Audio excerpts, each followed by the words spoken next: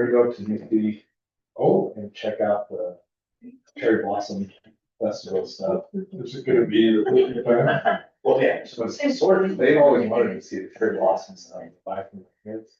Like they saw it on 5 or 6 times, which was cool to see. And then we were just really there to pre-meeting them to go. Sunday, tried to go to go National Park. But we found out that I read about it coincide with the festival. So now that's the time. You can be there for the whole week. Yeah. All right, we're good. There's enough to do up there for about a month. Yeah, It's crazy. I kind of wish we could have taken a little bit more.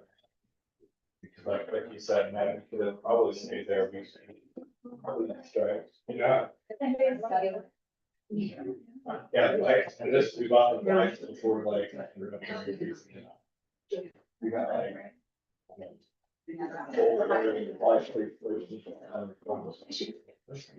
Yeah, one way or rush flight, you know, and. What flight is direct? Well, you're flying BWI. Yeah, Southwest is direct flight out there. That's not that far. Yeah.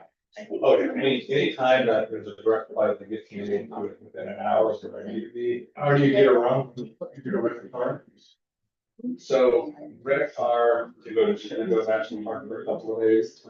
And then I'm gonna, we're pretty close to that. We have two little houses close to the capillaries. And so we all drop them off. Where you go?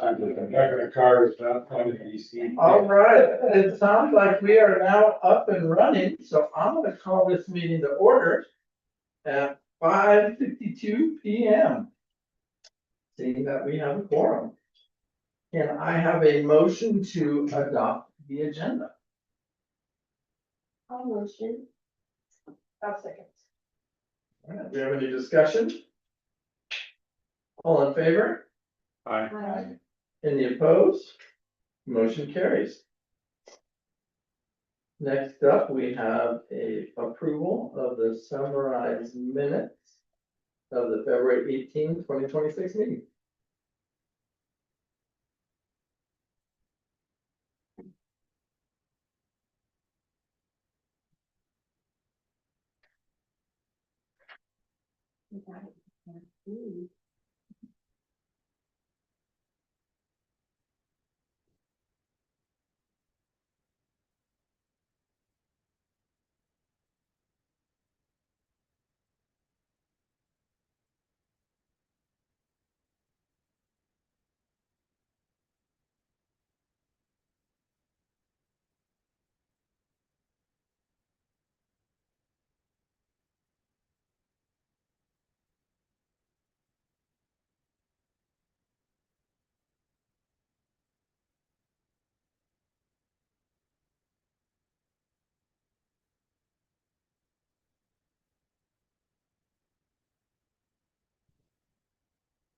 Do I have a motion to approve the summarized minutes of the February 18, 2026 meeting?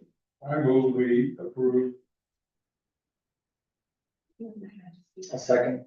All right, any discussion? All in favor? Aye. Any opposed? Motion carries.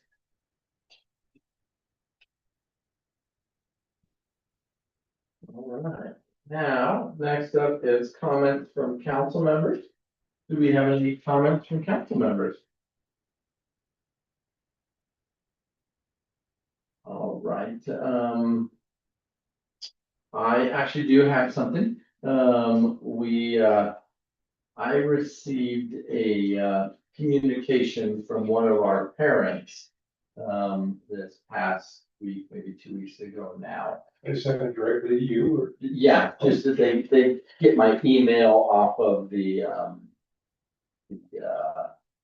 website. And it had to do with the traffic and parking situation around here. And so I think we all know that we've got 4 schools in this tiny little area, and so it just always makes traffic difficult. And has essentially since we moved in. And so I told the parent I would make sure the board's aware. specifically, there's been issues with local residents, there's apartments and stuff around here. And the local residents have had experiences, where apparently our parents may be going through their parking lots as a shortcut to avoid the major traffic roads over there. And, obviously, as a school, we can't start policing other people's property. It- I'm not the school's lawyer, but as a lawyer, I would always recommend an organization like this, don't try to start policing somebody else's property, otherwise you assume control of their property. But, we can't always try to work with our neighbors as best as we can, and we've done that.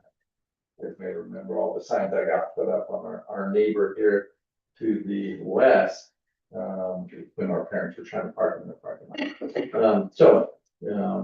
I'm a little confused.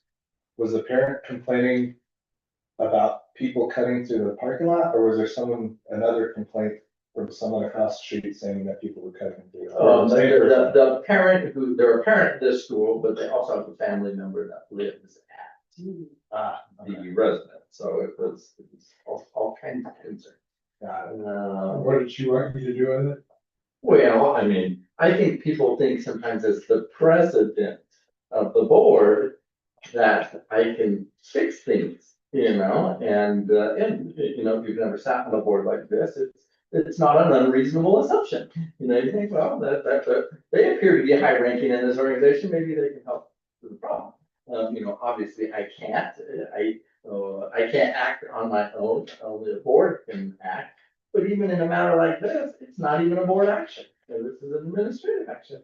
Because, we don't have licenses to administrate, we can't get in here and do the day-to-day minutia of running things. So of course, obviously, I make this be aware, of course, she was already aware. And she works tirelessly with the administration to try to improve parking and traffic issues in the school. But I just wanted to make sure the board was aware, whenever I hear from a parent.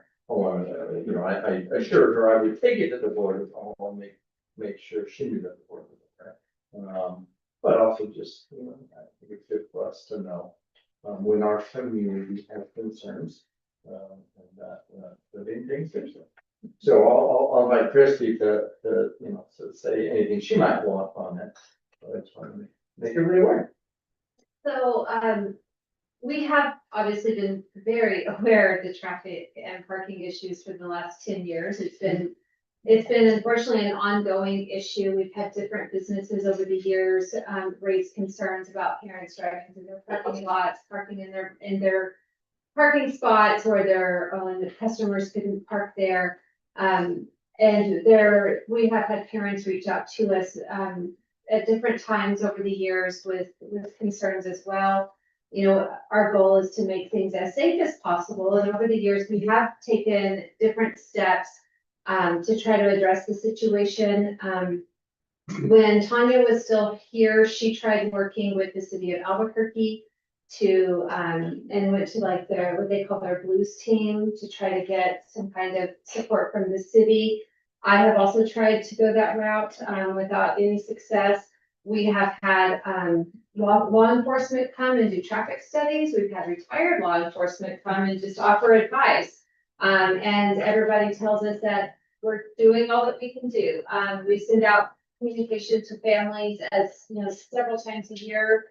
Over the years, it's been a lot of communication reminding families they should be parking in other parking lots or driving through those parking lots. This newest concern this year is the first time we've heard from this particular apartment complex. And so we did make contact with the developer of that who developed that complex, and also made contact with the management company. And both of them told us that they are going to work on putting signs up on their own property and to try to help. That? Is it that building over there, the apartments over there? The one on the corner, the blue and yellow. I've never seen anyone pass through that property. Yeah, I'm not here. It seems like they've been Way around and.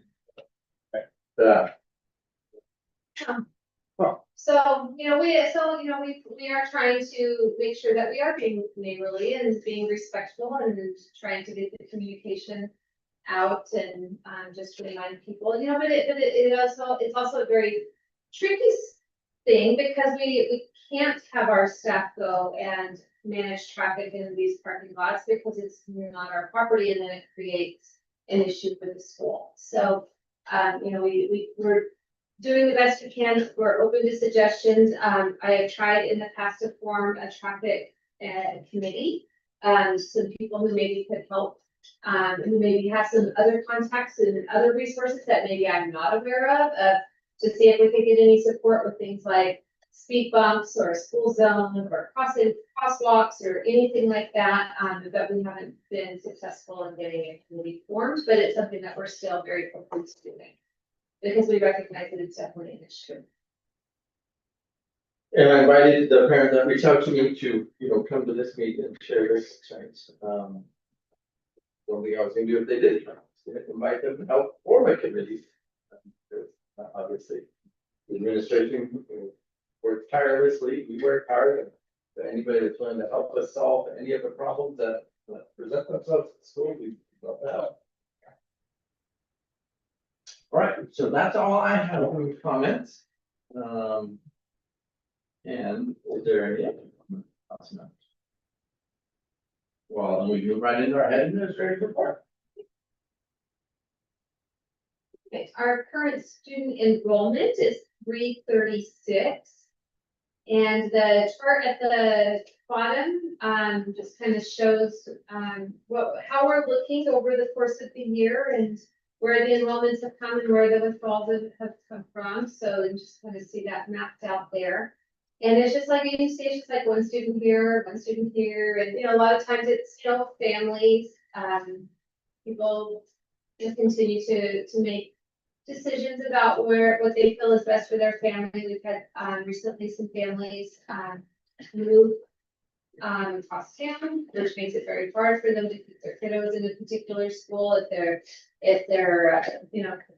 with their own traffic of trying to get across town and then get to work. So we are expecting a budget adjustment here soon. PED told us that we should have received that last week, but we haven't seen it yet, and that would be because of our reduced enrollment at 40-day compared to what we budgeted for this particular year. So we're still waiting to see what that budget adjustment is going to be. AKCS or is it going to be directly to us? Laura, do you want to speak to that budget adjustment? In the past, it's come directly to us, so that's what we're anticipating, but. It should. I'm gonna email my budget stage. Okay, She that's. said they're waiting on full skills for the, I think it was the 20-day Oh, okay. document. Mhm. Yeah. Okay. Hopefully soon. Yeah, so, so we are anticipating there to be a decrease, but we don't know yet how much that decrease is gonna be. I don't think it will be as significant as last year. All right, and then moving on to the next piece, so just preparation for the upcoming school year. So we did have guided tours. We had a total of 6 different tours that were scheduled over the course of several days at different times of day. And of 6 tours, we had 14 families attend. Of those 14 families, they were all very pleased and very happy and very interested in the school. So that was excellent for those 14 families who were here. We did have the lottery drawing on March 13th, and you can see there I broke down the number of applications that we received at each grade level. We have started offering enrollment spots to students on the waiting list based on our projected number of openings for next year, and have started receiving some of those responses back. Lottery is for people that are not every year. Exactly. That's why there's only 2 in second grade. Yeah, and actually, it's very rare to see applications come through at 2nd through 5th grade because they're typically already established at a school. So those are the grade levels we don't tend to see very many applications, and also at 7th and 8th grade. 6 makes sense because that's transition. Exactly. So we've also have already put out our intent to return for staff members and for current students. So we know exactly how many openings we have for next year, which students are not returning, and also know if there are any staff members who may not be returning, and we're working on figuring out based on number of students, number of staff, what our configurations are gonna be, and if we're gonna have any positions that we need to advertise for and fill for next year. We are also working on the employment handbook. We are working on reviewing that and updating it to make sure it aligns with current statutes. And we've already started that process with the goal of having it completed, the review completed for the beginning of next school year. But it's, it's a lengthy book, so we want to make sure that we're taking the time to go through the sections, and we'll also have our legal counsel review it as well. Right, any questions about anything that we're doing to prepare for next year? That was last time the employment handbook got updated. We update it, whenever we're aware of new, policies, anything coming down from, anything that's passed in legislation, new laws, anything with the, School Personnel Act. If we're aware of those things, we update it, but a full review, I don't think has happened in many years. And are there a whole bunch of different rules and laws that have changed that looking like? So far, we've only done a just sliver, we're just starting the process, so right now, not a lot. Okay. Yeah. And you guys might remember with that one, we don't have to approve it, but we can approve it. Our policy manual says that it's kind of book that we can approve. But we don't have to. So given the number of changes that they're likely to make, she'll bring it across. Give us a choice if we want to approve the changes. Yeah, and I usually bring the employee handbook and the student handbook to you all in the summer, so that you're just aware of if we did make any changes. And so I'll be bringing that again to you this summer. Is there any mission and vision stuff that need to be consistent with that, or would that not be included in that handbook? There will be for the student handbook. Okay. Good question. I mean, think about that. Good. All right, and state testing, it's testing season. So we have already done the science assessment, which is the New Mexico assessment for science readiness. We call it the ASR. That is for our 5th and 8th grade students, and that was administered March 16th. And we are gearing up for the NMESA, which is the large state test for 3rd through 8th grade students, and that assesses students in ELA and mathematics. The ELA assessment will be administered on April 13th and 14th, and math the following week on April 20th and 21st. So we're focusing on Monday, Tuesday in the morning, because that's when kids are at their prime. So, and then we're allowing 2 days later in the week for makeups in case students were absent. Playground and building, we are still waiting for our permit from the city of Albuquerque. So it's still on hold with a lot of our projects, because the city is taking a very, very long time. But good news is that our quote for the acoustics was approved by PED, and we have issued a PO for that, and the materials have been ordered, and delivery is for the materials is 4 to 6 weeks. The contractor is ready to start that project as soon as the materials are delivered, and they understand that we are on a very, very tight deadline for that. Super cool. Yeah. That doesn't need the city of Albuquerque to approve a permit. Nope, that one does not take a permit. No. That is my understanding, but I will actually, since you said that, I'm gonna follow up with your contractor and make sure.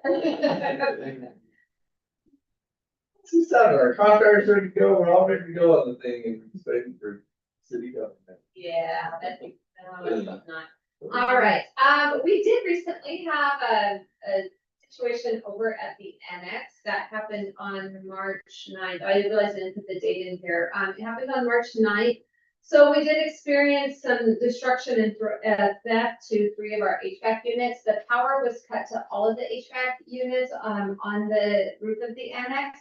And the individual successfully stole the copper and coils from 3 of the units, which completely destroyed them. They are not repairable and have to be completely replaced. We had, so we spent some time, it happened over a 3-day weekend, so my detective team over there spent a lot of time going through our security camera footage, and we actually were able to get some really good video, and we were able to take some screenshots of the individuals. And so we filed a police report. I uploaded all of our videos and screenshots that we were able to take. The police department used facial recognition software and actually identified them as the suspects, and they have issued an arrest warrant. We are also working with our insurance company on this. We have a quote right now from our mechanical company, and the cost to replace those 3 units is a little over $50,000. But we may, depending on how the insurance company is gonna handle it, I've never experienced having to make a claim with our insurance company like this, so I'm not sure how it's gonna work. I don't know if the insurance company pays them directly or if they pay us. So we may run into a procurement issue, so I'm looking at having to get some more quotes from some different companies, because this is our current HVAC company, and they are not currently through ACES or CES, and so that will take us over our $60,000 threshold for the year. And so that will be an audit finding, so we are looking at that very closely. Another one of those procurement issues, yeah. I'm sure we probably won't have to do the insurance company. I'm sure the tweaker that stole it will just give us 50 grand. Yeah. A local news station actually, reported on this at the end of last week. I don't know if any of you saw the news report, but they were really focused, their story was really focused on the suspect, because I guess the suspect has dozens and dozens and dozens of things in his history and is kind of a career criminal, it seems, according to the news report. And so they were highlighting our school and talking about that based on the police report that I filed.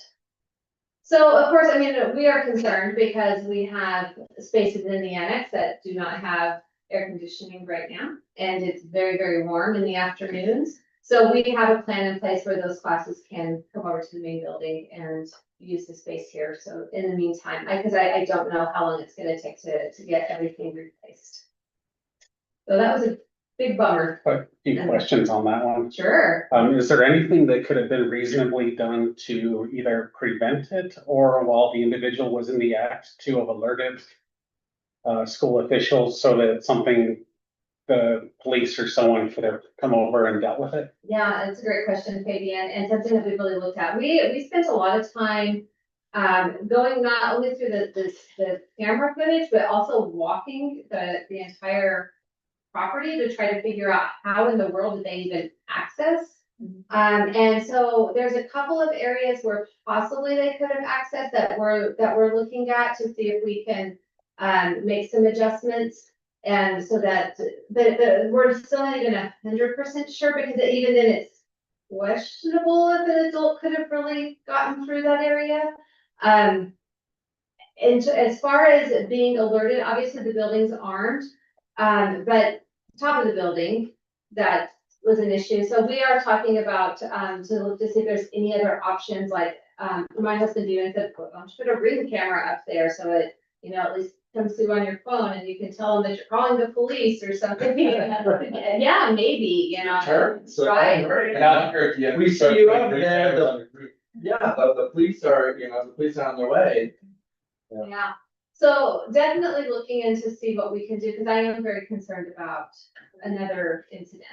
Well, that's what was gonna be my question, is that I don't know a lot about HVAC units, but is there like some locking mechanism or like some kind of cage? That's one of the things Some I'm looking into insurance as well. system, especially if we're going with folks, is like, because it's happened once, unfortunately, the potential's happened again, so something, whether it's an extra security measure or something physical or. But even an extra deterrent measure, I'm probably seeing driving through drive-throughs and stuff in Albuquerque, there's signs people that say, no copper wiring on premises, all aluminum. Put stuff up like that, even that's just like, it's not worth my time coming without the building if that's all I have. A little additional deterrent measure. How much was copper worth? Couple $100? Probably. Yeah. Yeah, it costs $50,000 to replace that. Yeah. Maybe it's time to get a school dog. We just have to go with it. Yeah. Well, and all the things you like to think, you're like, Yeah. we could put electric fence up there. It's just kids, we have kids, so we can't razor wire, electric, all those things you'd like to get the bad guys, you're like, you took these things. This is school. A lot of we use the kids crawling up there and hurting themselves. My other question is, does the school have a security plan that I imagine the school does, that's probably documented? Is that something for either of you that the board would, look at every once in a while and provide some opinion on or anything like that?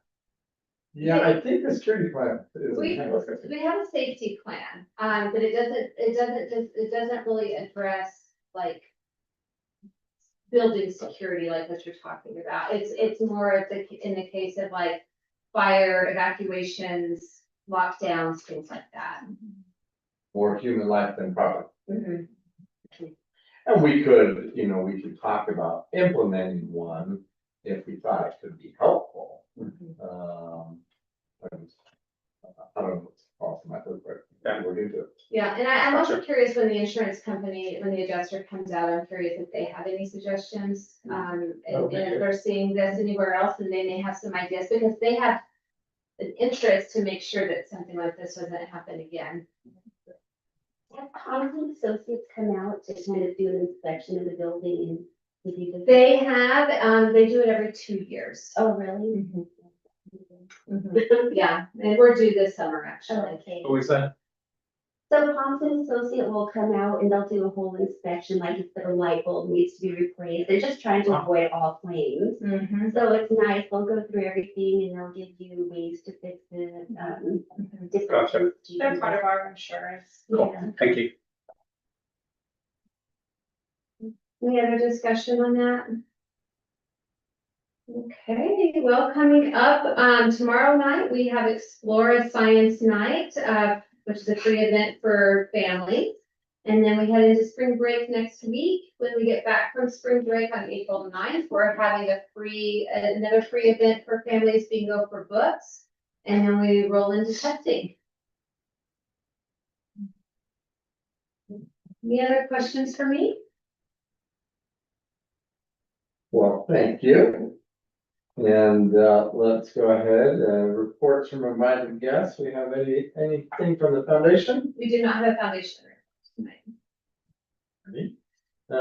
Council committee reports, finance facilities and HR.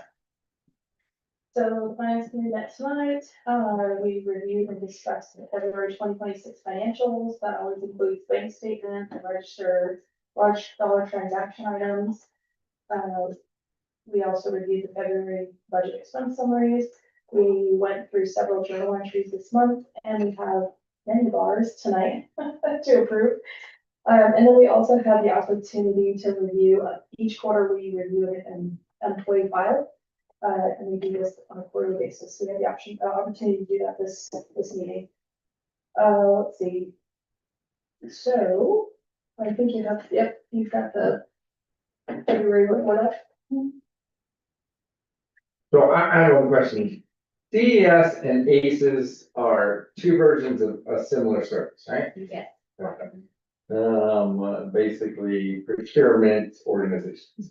So which is what is the CES 112,000? Special services. No, I think that's for our project, for the whole playground we've been doing. That was. I assumed as much, but I want to make sure. We have to pause because, and like think, because we sometimes we do several different services to these groups, so depending on which invoice it was. So that one being 112,000, I would assume that one being larger would be the construction. Yeah. Of the playground and everything, Yeah, and I saw another one for about 7,000. which is probably ancillary services for a month. Okay, perfect. And then our ACES is smaller. I saw one for 1,000. That could be our IT company. IT, And one- food services is in there too. That one's usually Use about 20,000. 20,000. 714 was one of them. 714 bucks. We have a few different things that come through with IT. We have like our monthly monitoring of our students, which usually tend to fluctuate in amounts. It's not as consistent as the other ones. It's one more phones, the phone, monthly phone charges. I see the 22. What did you say the 22 on this for ACES? Is it 22,000? Yeah, That's food services that's for a 32. month. Okay, perfect.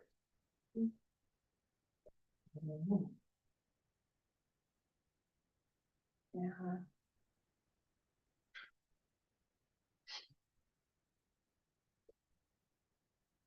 And again, when you see people on there, sometimes it's for reimbursement for something they bought that we couldn't do with a PO.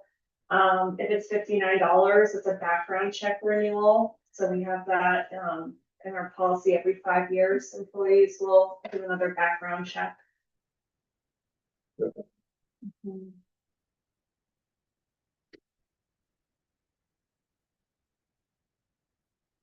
Thank you.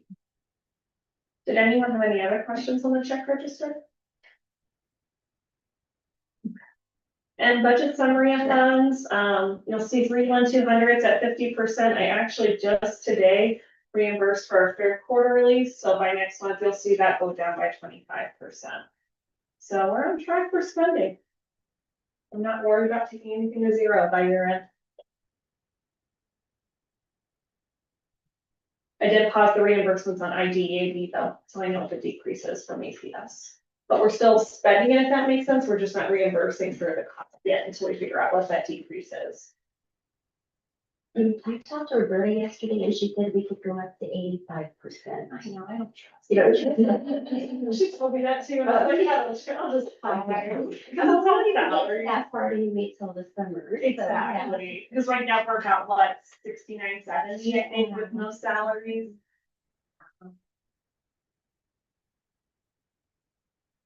But we're okay with our budget balance, we can cover the cost for a little bit. Any other questions?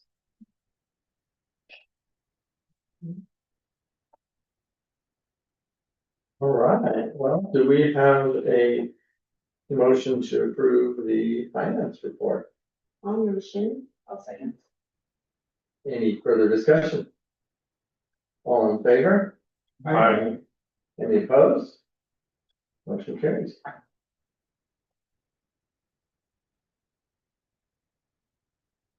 right, our time. I'm trying to really clean up the financials because the budget analysts, I feel like, are really looking at any kind of negative balance, even if it's overall the function still positive with individual function lines, she's starting to identify it. So you're gonna see a few transfers here. But this first one is bar 0028-I. This is for fund 31703. We can spend this on student technology. Student technology? Yeah. I don't think so, yeah. And so I put in supply assets because that's typically what the technology falls under coding wise. So this was an increase from our current budget with a new award. A new award like the grant, or, No, this one pops in every once in a I while. think an additional allocation annually, if legislation provides that we can.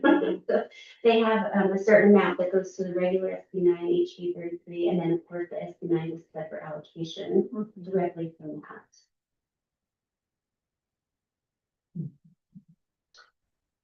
All right, do we have a motion to approve, bar ending in 28-I? Approved. I'll second. Any discussion? All in favor? Aye. Any opposed? Motion carries. This next bar is bar 0029-I. This is an activities fund. So as we collect revenues throughout the year, it exceeds the budget that I had set it at because I can't always predict how much we're going to get in the future. So essentially, we actually have an extra 5,600 that isn't budgeted in yet. So I'm trying to up the budget to match what we actually have. Okay, sure. This Melissa looked like me, that was crazy. Do we have a motion to approve bar ending in 29-I? Second. Any discussion? All in favor? Aye. Any opposed? Motion carries.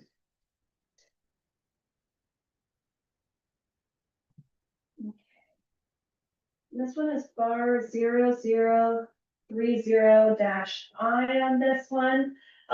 Same thing, we receive revenues into our operational account, so I'm bringing the budget to match actual revenues up to the same. And where do these revenues come from? Usually field trips. Yeah. Mhm. You still take daycare fees? That And too. that was in there. Mhm. Do we have a motion to approve bar ending in 30-9? Second. Any discussion? All in favor? Aye. Any opposed? Motion carries.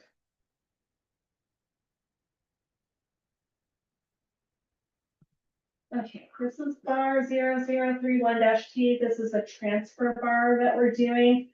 So in terms of what we're spending in Title II, we're actually spending it more out of function 1,000 instead of what I originally budgeted in 2,400. So I'm moving budget out of 2,400 to cover what we are trying to spend out of 1,000. And it's typically stipends. Stipends for staff members for performing additional or having more involvement in certain things throughout the year. And those stipends are better spent out of 1,000 than 2,400. They're towards teachers right now instead of administration.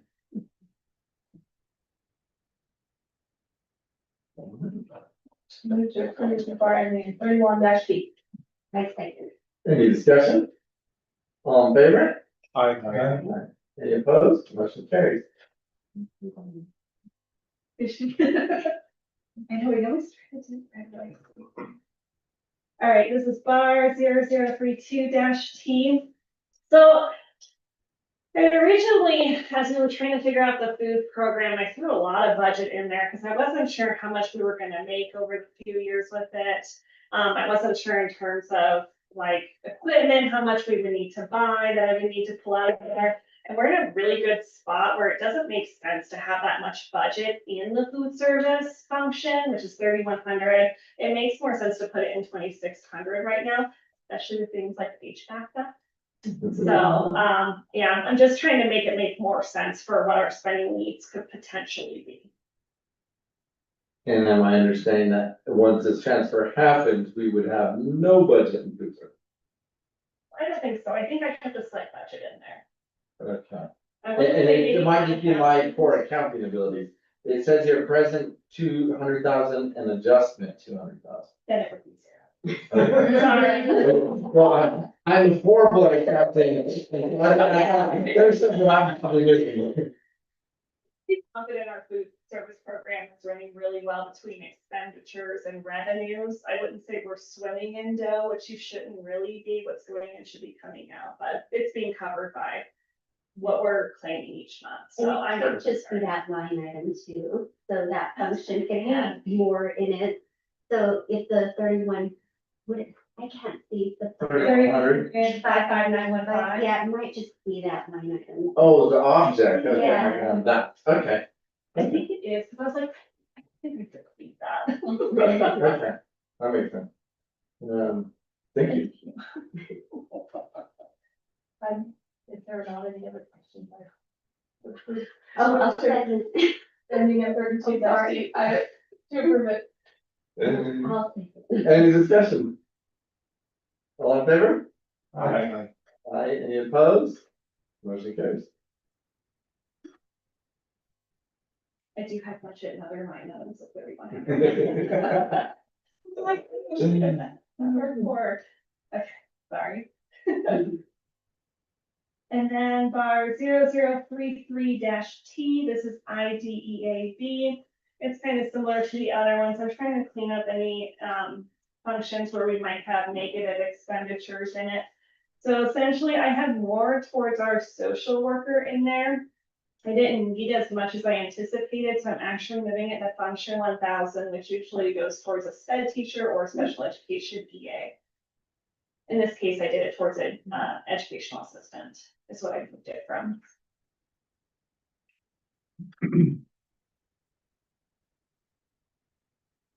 All right. Do we have a motion to approve bar ending in 33-T? Second. Any discussion? All in favor? Aye. Any opposed? Motion carries. And this is bar 0034-I. This is capital outlay, and we actually received a new appropriation for $150,000. So this is a new appropriation award, and we're upping the budget to match it. What's this project? I can look it up. I feel like it's like outdoor stuff. This I is think where I it's was for the looking at, annex, like the back part of. right, this is where we're looking at possibly getting a study done to see if we can put a field box in the annex and along with the wall. Appropriation from this session? No, Oh. no, I think it was from last one, Oh, because we but got off the that's survey. Yeah, no, but we just got the award letter. They tried to do people who were spending it like right away back in November. And then Yeah. the rest of us are getting the award letters now. Is it a three-way behind the annex? There's room in the three-way building. Mhm. Oh. Mhm. There's a parking lot back there right now. It's kind of loud. Very noisy. Yeah. Looking at having to put up a wall. Sound barrier. I move to approve bar ending 34-I. I'll second. All right, any discussion? All in favor? Aye. Aye. Any opposed? Motion carries. And this is bar 0036-I. I'm increasing the budget on this in terms of what I'm seeing with expenditures, in terms of predicting expenditures and what we might end up needing before year end. I was kind of looking at what we've spent so far and trying to figure out, okay, how many more months do we have left? My only question is, what happened to 35? It's voided. Oh, Oh, yeah. Again, my counting is on a very simple level. And there's I move to approve bar ending 36-I. Second. any discussion? All in favor? Aye. Any opposed? Motion carries. This next one is bar 0037-I. One, I was looking at overall food cost expenditures. Remember, we have two sources of funding here. We have the state side, which is this fund code 21100. The last one you just approved was 21,000, and that one is the federal side. So when we do our meal claims, we get revenues from both federal and state sources. And so when I do expenditures out of this, food expenditures, I actually will split it up between the two depending on how much we need or how much we're getting from each one. I move to approve bar ending in 37-I. I'll second. Any discussion? All in favor? Aye. Any opposed? Motion carries. Okay, last bar. This one is bar 0038-I. This one was more my budget analyst pointed it out. And you can tell me how you feel about this. We've never adjusted budget over prior year revenues we've received, and they've been flagging me to start doing that. For 11,000. So because in 41980, we had a reimbursement for $419, but I had no budget on that line item compared to actuals. They flagged it. I have to agree, we've never had to worry about this before. And again, they're starting to really Usually the flag should be for over budget. Right, right. Yeah, we're not So, gonna spend it in. no, they're putting it on my quarterly. So I want to fix it because I'm tired of seeing that reminder. So essentially, this was revenue we received from, it was in prior year that we should have gotten it for us, and we got it within this fiscal year. But I didn't have any budget in there at the time, so this is trying to just put the budget to match what we actually received.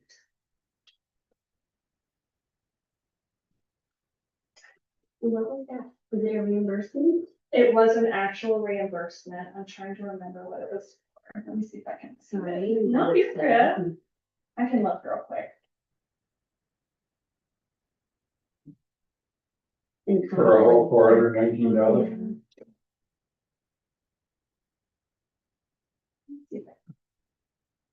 I'm just wondering, I didn't let you use the phone when we need, you know? They are on this one. This one was actually.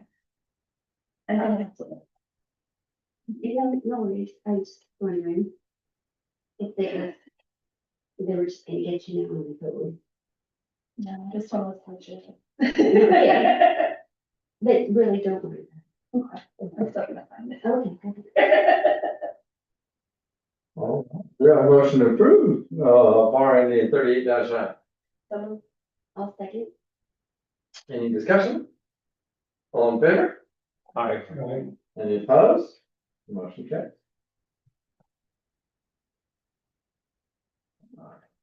Across our bars, we have anything else from finance facility and HR? All right, thank you. And we will move on to nominating council professional development. Pat is not here today. She didn't make me aware of any goings on with that necessarily. Other than I know we do need to keep looking, hopefully find somebody with some marketing expertise. But we can all keep our eyes peeled for that. And do our professional development. The last one I should be talking. My grandpa, 0 hours. Wait, you're out. You're halfway ahead of me. So, that's the got a little time. You're like last minute.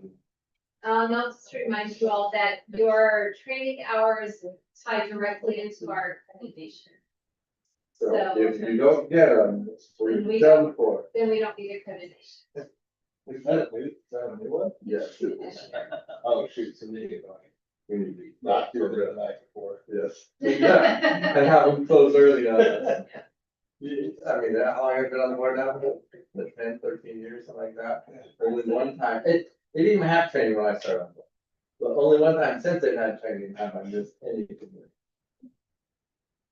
You should have been lucky in class I signed up for. It was a Saturday class Yeah, and they decided not to do it, but they said, we will send you the 2 printouts of the 2 reports for give credit for signing up. sneaky guy. What they changed? It's the thought that counts, right? Exactly. Didn't take an hour. I'm a fast reader. All right, well, then we will move into policy committee. And we don't have a report, but we do have a first reading today. Oh, wow. And I can kind of set this up a little bit. Miss Christie and I, spent some time talking about this and chat with Pat and she was okay to move forward with it. This is one that we have been postponing due to consultation with council. And frankly, it was so long ago that we really had to get our heads back in it, me particularly. And so I went back and rewatched the meeting that it happened at. And I was frankly the one with the most concerns about the policy at the time it was presented. But I realized all of my concerns dealt with the student part of it and how the student part of it was raised. And frankly, I still think that there are phrasing issues with the student part of it. And so I thought instead of waiting for us to keep trying to work that student part of it out, we can at least pass the adult part of it because frankly, that's an area we want to make sure we're very careful on. You know, if adults recording things and recording children, you know, that's, we have a high interest in being very careful with that. So I thought let's go and just move this one forward. Our council does approve of this version. Everyone's like, basically put it together and we made some changes to it. So we can go through this and let everybody kind of get re-familiar with it. If I can tell you, having spent a fair amount of time with it myself now, I wasn't present when it first came in. So Marty Foster spent a lot of time on it, but having spent some time myself on it, I'm comfortable with how it reads now, and I'm prepared to have it as a first reading and an approval the next time. So I know, when we had, Jamie got them, but she was very diligent and read every word to us. I don't know that I love you guys enough for that. I think I'm gonna make you guys read it yourself. If that's a favor.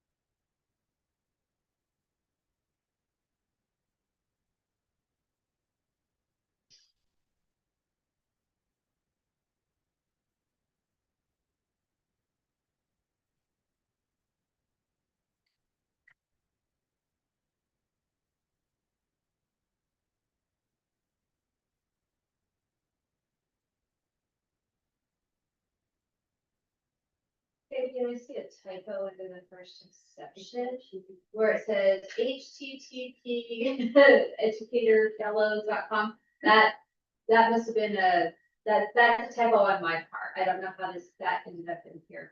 So that would be a strike. Do you see that? Yeah.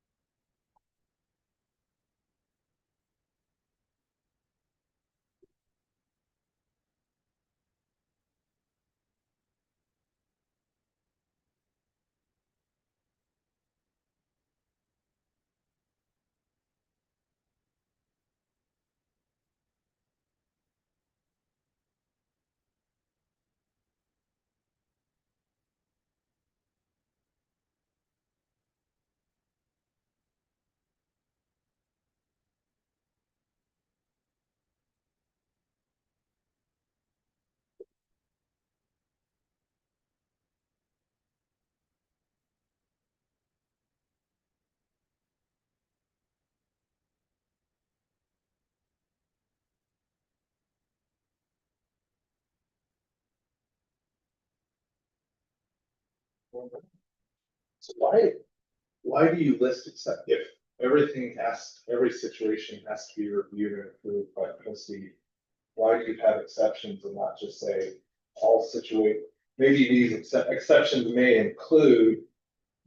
Because it informs her discretion.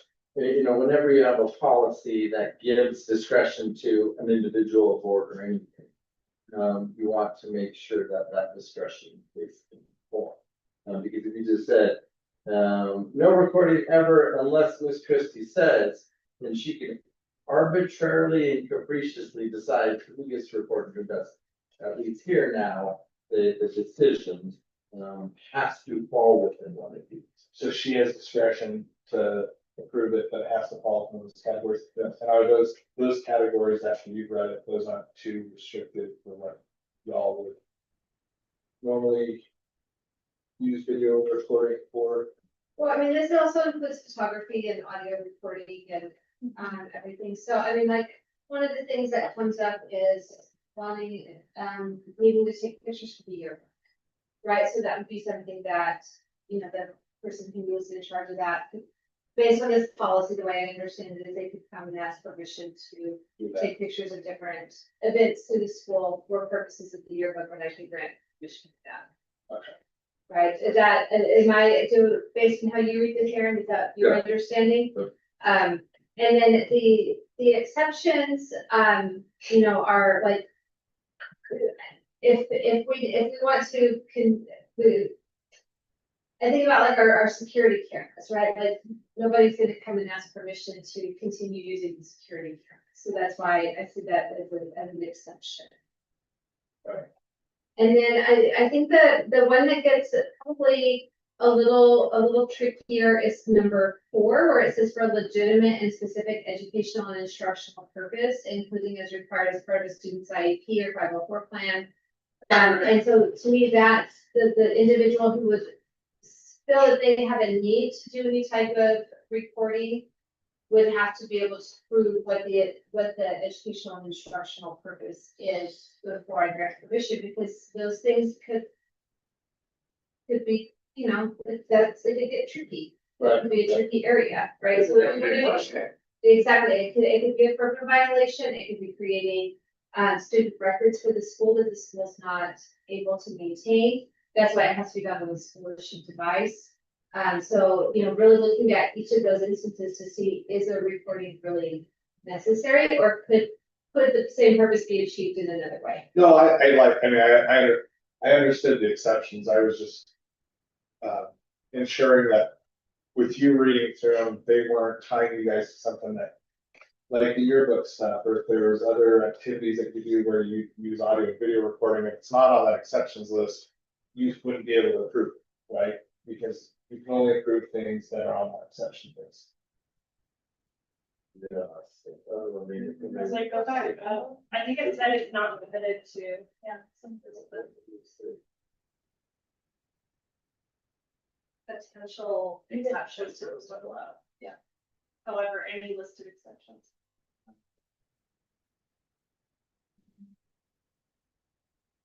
Yeah, it's just this potential. Potential exceptions, yes. Our aim must first be applied So she can add other exceptions. for a list of exceptions. And later it says she can possibly deny any of those exceptions. But I think that however part is a little confusing. Any listed exception must first be applied for in writing by the person seeking. So that doesn't make sense, like with like school surveillance, security cameras. That seems to contradict. Because the school security cameras is self-executing, it feels like. There's other exceptions to others, however, any list exception must be applied for by the person. And you're right, as of right now, the use of school security surveillance equipment by the school is contract for school safety purpose. That one doesn't require advance permission written into the exception, but it does from above.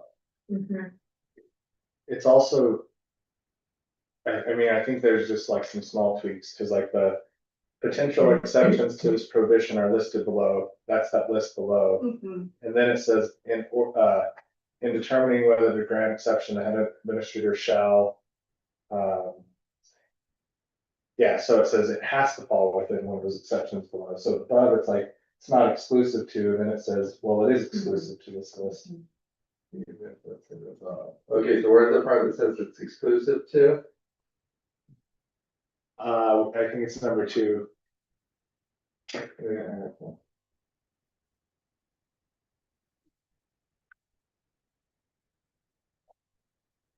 Oh, the applicant has demonstrated to the head administrator satisfaction how the proposed recording falls within one of the exceptions. So there may be, above it says there may be other exceptions, but then. You're saying it must fall within those exceptions. Demonstrated, okay, so that's number 1. Satisfaction. How the proposed frame falls. Yeah, so that would limit it to things that are just within. Are you concerned that there's? If You don't want to allow that's not the exceptions, that's the question, right? yeah, well, I mean, that's one of the questions, and then the other part is, if we're only allowing the things and the exceptions, we need to modify this. Totally. Because like that, it's not, there are no other exceptions, it's just what's in the list, right? And that's where you get back to your question, do you wanna be that? Tight on what you allow? That nothing, no exception other than those four are allowed. Right, yeah. Like someone goes to do a school project, and you're like, oh no, I have to get government council approval because it wasn't on this list or something. Okay, so, I mean, I can think of a way to fix the first part, under potential exceptions to this prohibition are listed below.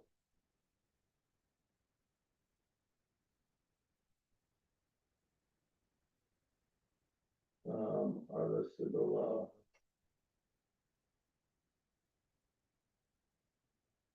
I think you can just delete it to. And just have the sentence be any listed exception must be first applied for, right? Well, and we just get rid of listed, right? You period, any exception must. No, but we don't, nobody has to apply for exception number one. Right? That's kind of a self-executing one. Well, and same for number two, right?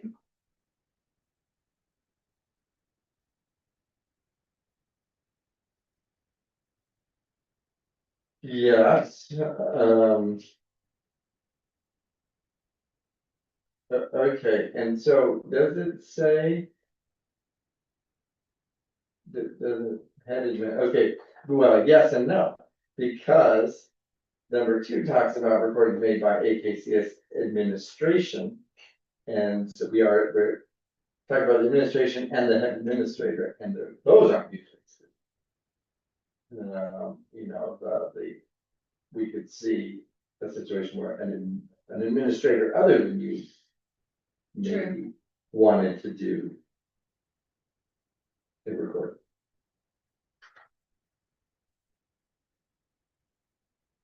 And then Danielle, as you read through this and think about our day-to-day stuff, what are the issues you see? If any? I mean, I hear what everybody's saying, I think there's some. Clarify. I just wanna make sure everything you guys need is on that list, so it doesn't Right. find you.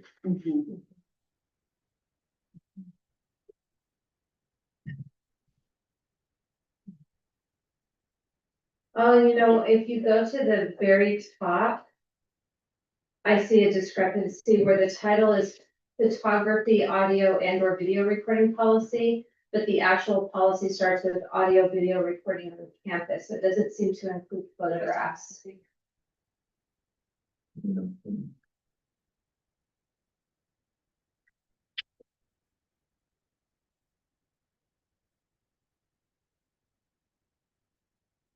But you wanted it in there, right? Really wanted photographs of both audio in the beginning of the first. Yeah, I mean, we don't want adults to go around taking pictures and putting them on their personal cell phones and keeping those and. Right, Yeah, so I'd add it in front there. yeah.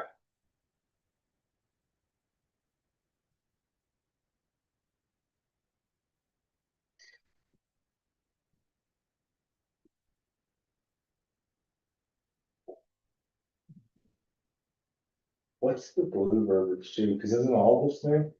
Or is this just changes since the last time we saw it?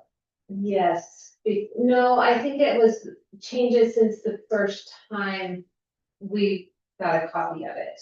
And we've made tweaks, in talking with our legal counsel. But this is all new for the manual.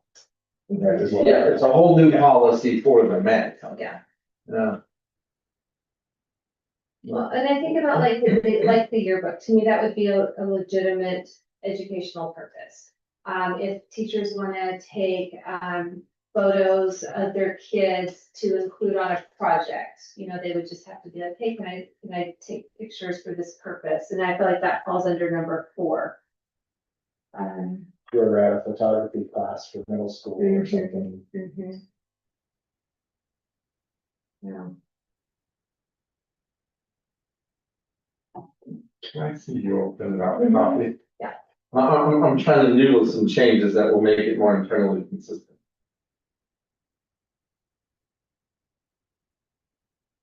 Well, here, we have to come back next time for a first reading regardless at this point, right? Because it looks like that they're not just, like. Topographical. And so do we go back to policy committee? And then bring it back as a first reading? Well, no, we can change it here and then have our policy is designed to not bring a policy to the board and approve it that night. That's the purpose of the second read. You bring it, you like it, and then you approve it. So we can make changes we want tonight, first read those changes, we just can't approve it tonight, we have to approve it next night. So if we want to spend the time tweaking it now, we can, and we may not want to group draft, but we have been kicking this can a little bit. What do you think? Do you think we could benefit with some more time and thought? I'm fine either way. I just was thinking about the time and how we have a pretty long agenda tonight, so I wasn't sure what everybody's time was, so I'm fine if we want to work it all through here and do it as a first reading, or if we want to bring it back, either way. We can, I mean, as long as nobody sees an issue with us not having it in place for another. Well, and here's the deal, we might have to have a special meeting anyway. Because, The Um, budget. oh, So yeah, let's kind of have that discussion in now, and we can kind of, maybe it'll help us make all these decisions. Our budget is due on April 15th. Our next meeting is on Okay. April 15th. At 8 a.m. At 8 a.m. Yes, good point. Our next meeting is April 15th. So we have two options. We can either have a special meeting before that time, then give them enough time to get budget, and then have our April 15th meeting. Or we can move our April meeting to earlier and have one big long meeting, and it would be long, because we have to do all the budget stuff plus any of our regular business. Say a special meeting so we can focus on. On the budget, is everybody else comfortable with that? Well, in that special meeting, could we do a The policy. first reading Yes. and then our regular meeting do second reading? Yes, we totally could. And then that way we wouldn't have to sort it all out right now. If you guys are okay with me, and Christy spent a little time with that, bring it back, and we could always tweak it a little bit more at that special meeting if we wanted to, and then do the group. But that way we wouldn't have to make all those changes tonight. But, and I think Chris and I both get an understanding of people's concerns. The document is not fully internally consistent and may or may not give her enough discretion for unseen things. Which I can tell you how I would probably propose to deal with that right now is add a broad exception. The last exception being any other educationally valid reason that we have in this church, something like that. you wanna send it out to read it before the first reading?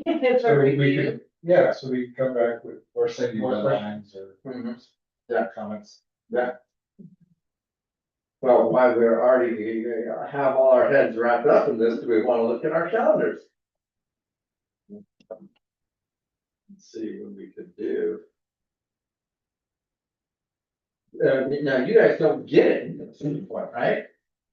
The budget? Budget, no, We have it, we just need to start working on it. you have the 975. No, we don't have the 975 yet. But we did last year, either. And I know we have to change it, because they didn't even Yeah. finally get it done. Let me check and see if they uploaded anything real quick. They opened everything. I know. I mean, I can get in there.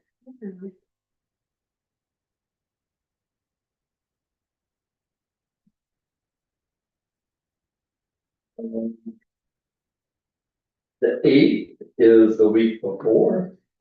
When will it be done?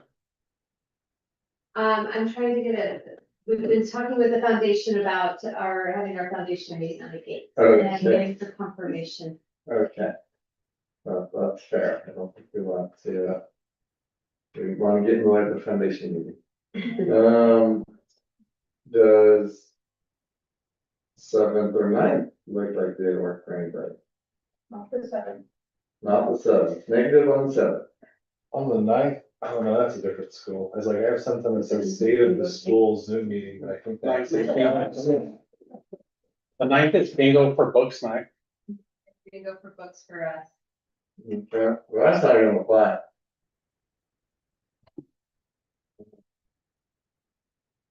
What about Monday or Tuesday before the Wednesday meeting? I teach on Tuesday nights, so I would not be able to attend every Tuesday. I'm going to a concert Tuesday. Monday the sixth. About Monday the 15th? I mean, I think I could make either of them happen. I can make either. My concern Monday the 13th is not giving them very much time. Yeah, the concern is that if once Laura inputs it, if there's anything that comes up, it doesn't get for budget and doesn't have time to come back to make any adjustments. Is that correct, Laura? Sorry, she has another board meeting on Monday, so she's gonna do the 6th, right? Or 9th, or 15th. I think it's the 13th, yeah. Well, I was just saying too, that wouldn't give you enough time if there's anything that needs to be adjusted. Yeah, that's a really short turnaround. How about the sixth? Does the sixth not work for anybody?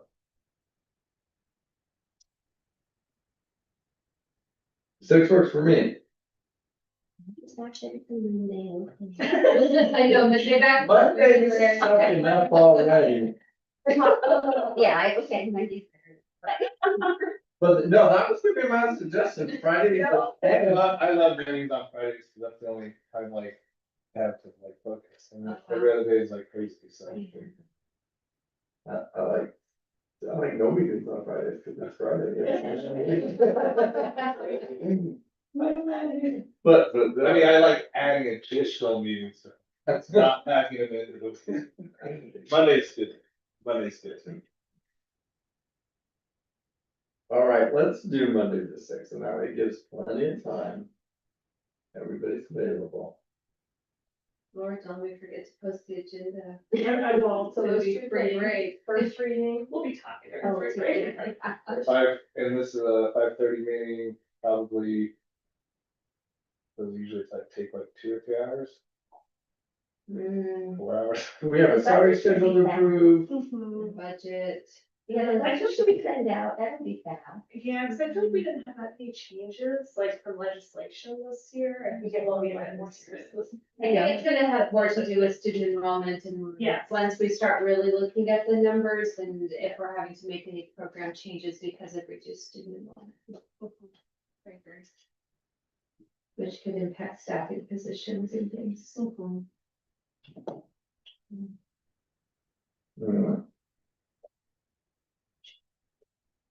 Okay, we can accept special meeting, Very good night. 5:30.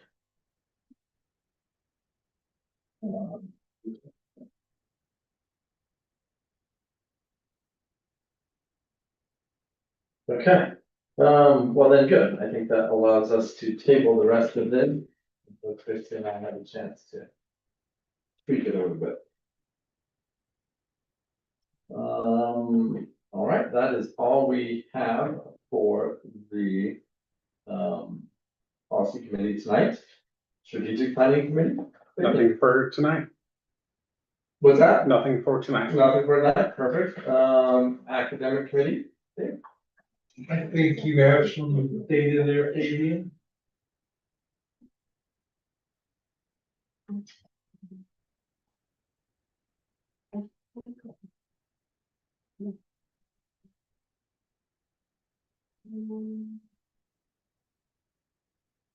So we've now done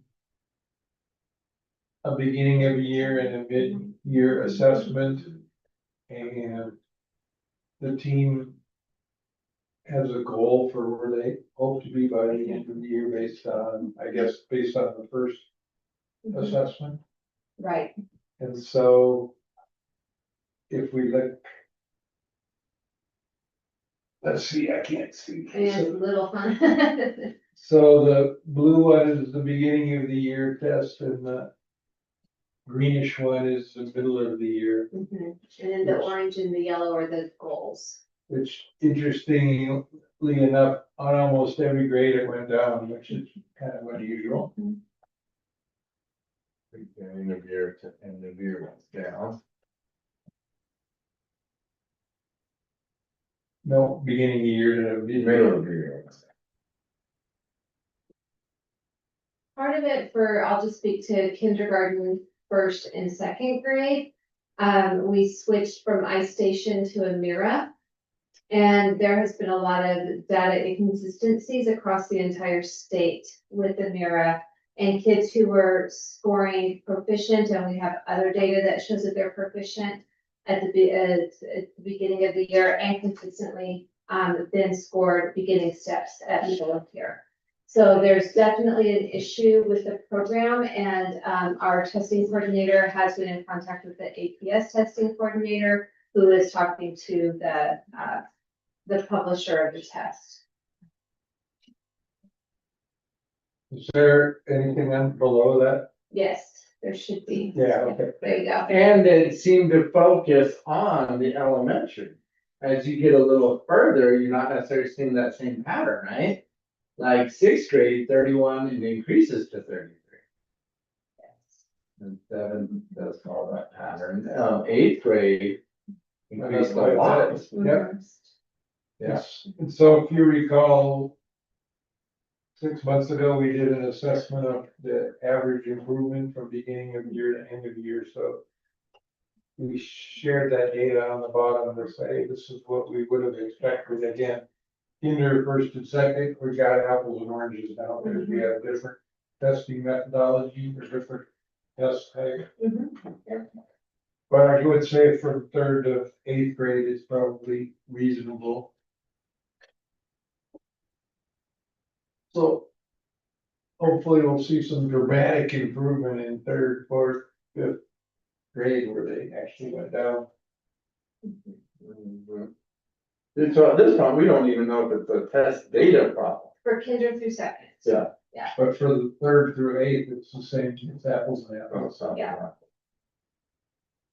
And when it says historical annual improvement, measured against what? We looked at beginning of the year score, like if you look at third where it says 32% beginning of year. And then we calculated what the end of year was for the last 4 years. And so on average, it's improved by 18%. So it's over a 4-year period. So if we were gonna use historical data, we would expect third grade to be at 50%. If it's consistent with the last 4 years by the end of the year. I like that data you pulled together. It's helpful. At least it gives us something to compare to previous years. Nice.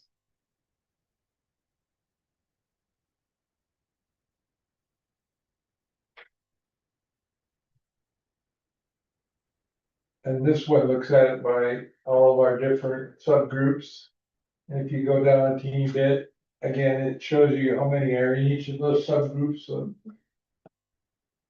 And this is only third through eighth grade. I did not take into consideration the K through 2 in this, because the number one, the data is inconsistent, and number two, we're still learning how to pull all of the reports in this new platform because it's not very user friendly.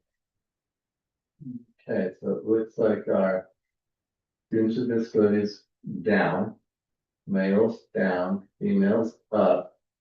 English language learners significantly up. From nothing. From nothing.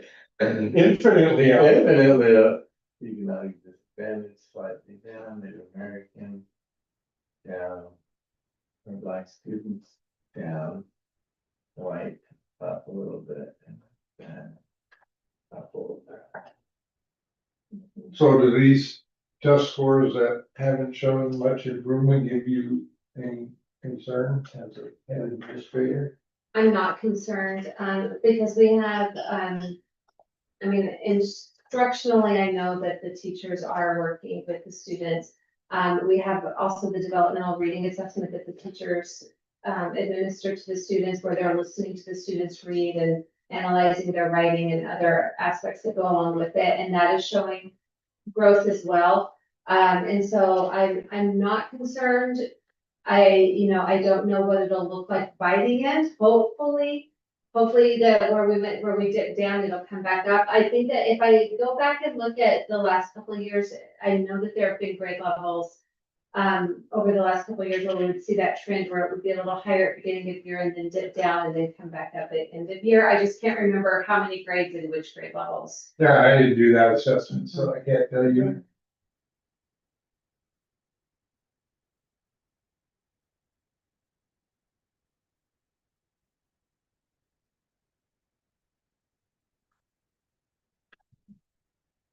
And the kinder and first grade history started at very low levels, and now kids are significantly better at the beginning. Pretty hard to improve from 50% by 45%. But I think it was like 18% proficient at the beginning on our average, so we're getting kids that are coming in that are much more proficient to begin with than we were several years ago, maybe it's because of preschool. Exactly. Free preschool, do you think COVID had anything to do with that? So I wouldn't be concerned about not meeting 45 and 30% improvement in kindergarten and first grade. And the data is fairly similar to what we looked at as reading, I think, with not a dramatic improvement across the board by any means.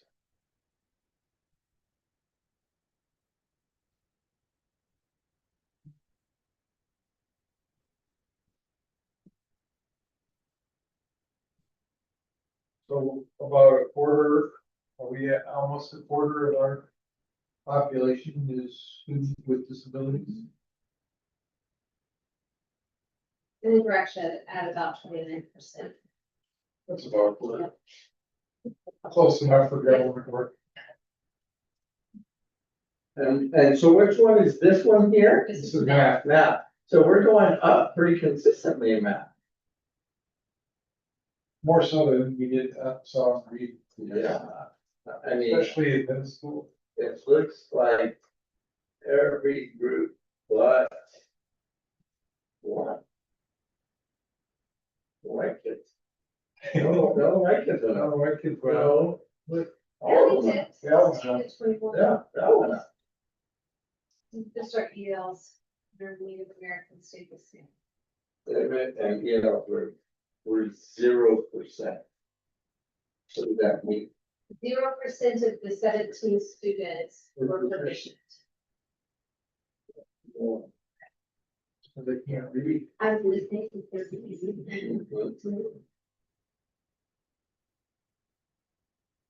But then once again, once they become proficient, they fall out of the group. Exactly.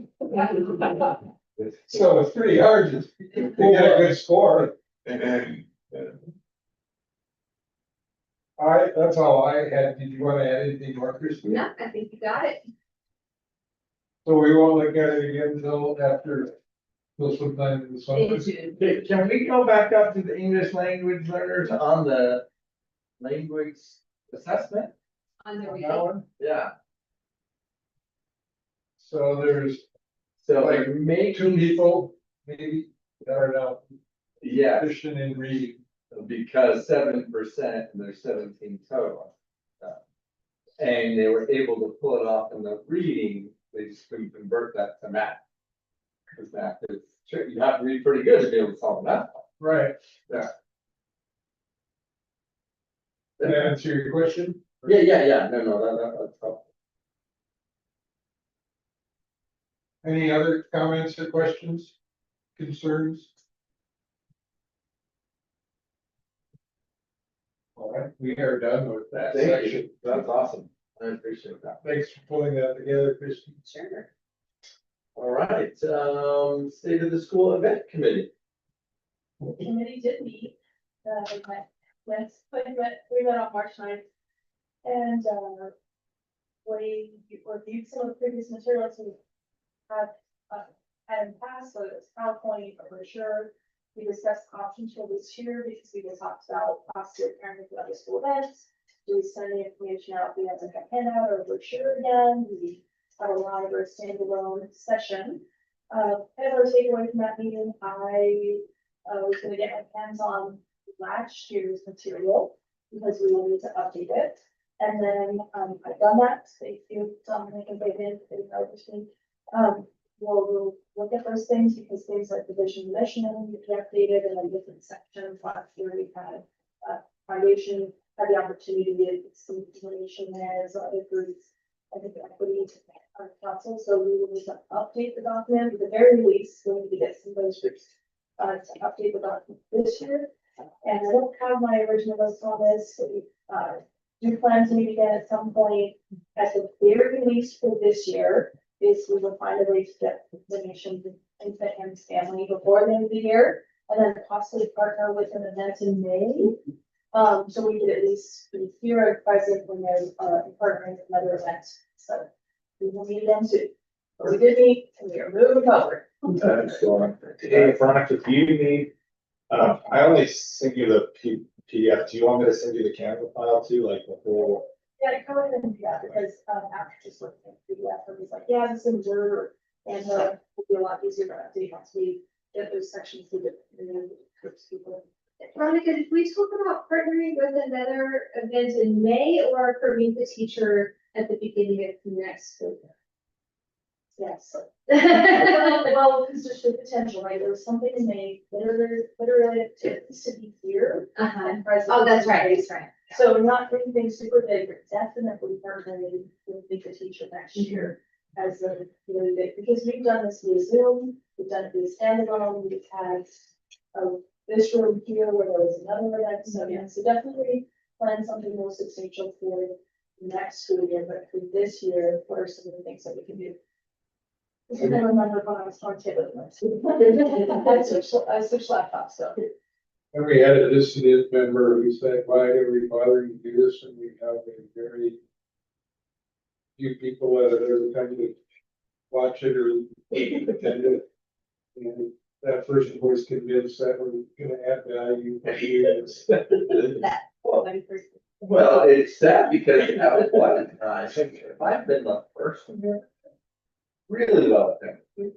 I mean, and so it was. During COVID. No, it was No. pre-COVID.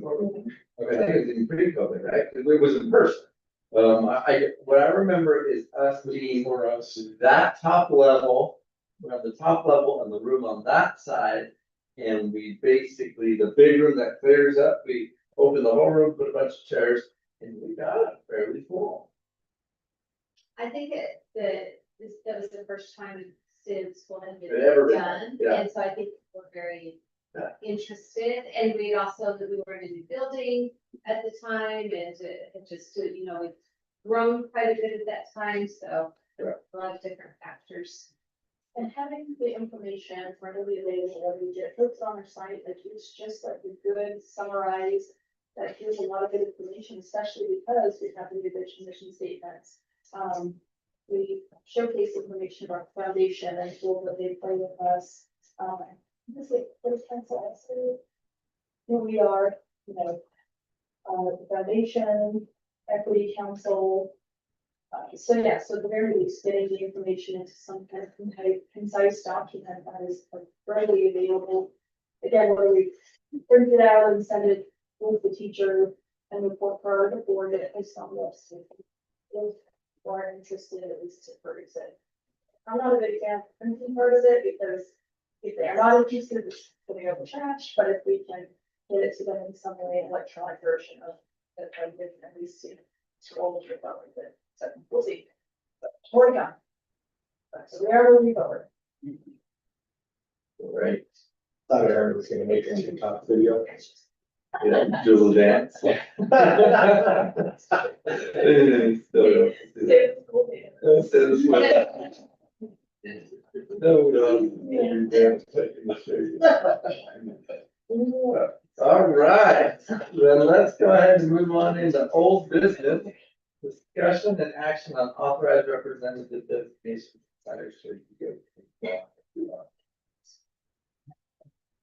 Alrighty, so that comes back to us. We did talk about this at last month's meeting. And I put it back on the agenda again because we are still trying to get this taken care of. And so I just don't want us to forget about it. It's still an issue. It is definitely an ongoing issue. We're trying to work with foundation to get a document signed, which is why we're also needing to have our April meeting, and because this is tied to that. We had also talked about in another meeting, possibly having the governing council do a resolution. I don't know if you recall I that. remember that. Yeah, so I just didn't want to lose sight of this, and so I just thought it was important to just kind of hang on to it. I don't know if there's anything, Laura, from your perspective, if there's anything that we need to do with it here tonight. And refresh me, my recollection, I mean, I think I was on the road at the time, was a resolution where we allow somebody to sign on behalf of the council, right?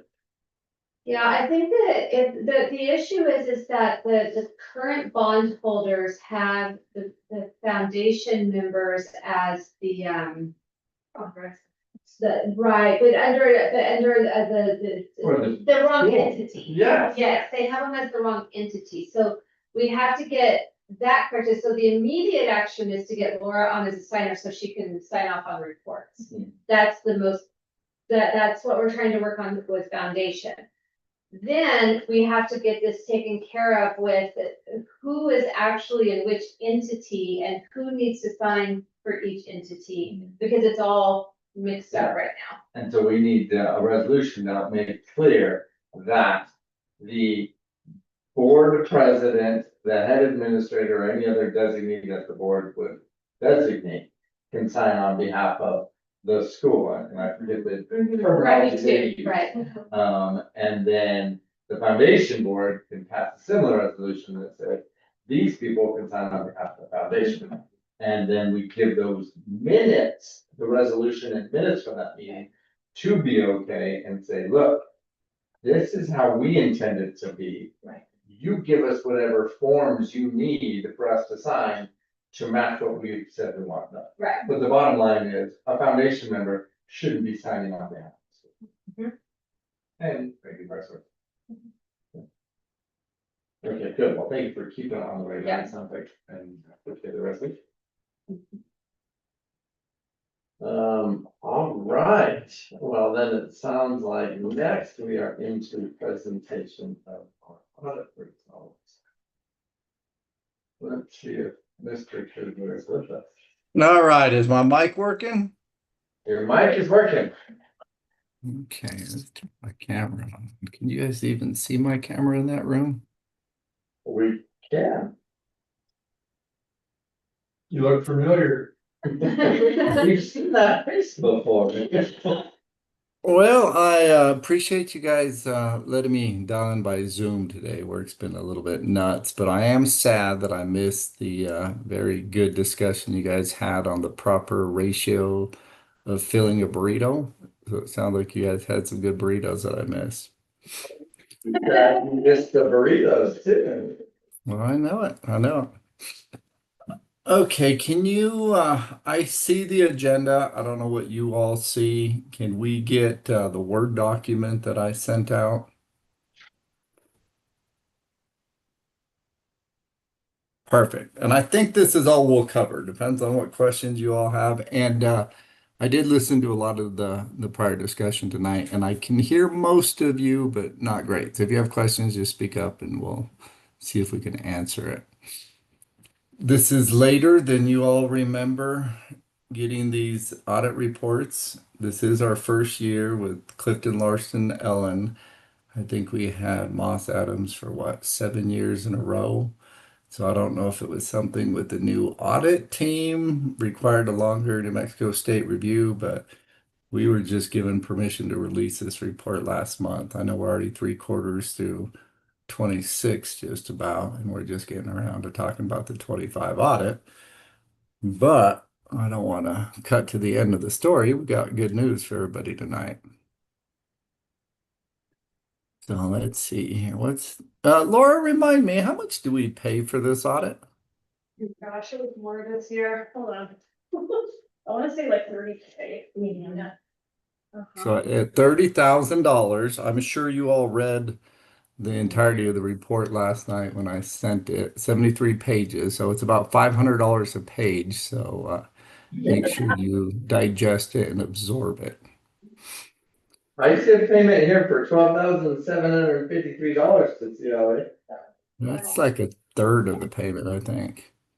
You have to pay it in installments. As they do it, yeah. Okay, let's go ahead, and I think that's probably all the useful information on that page.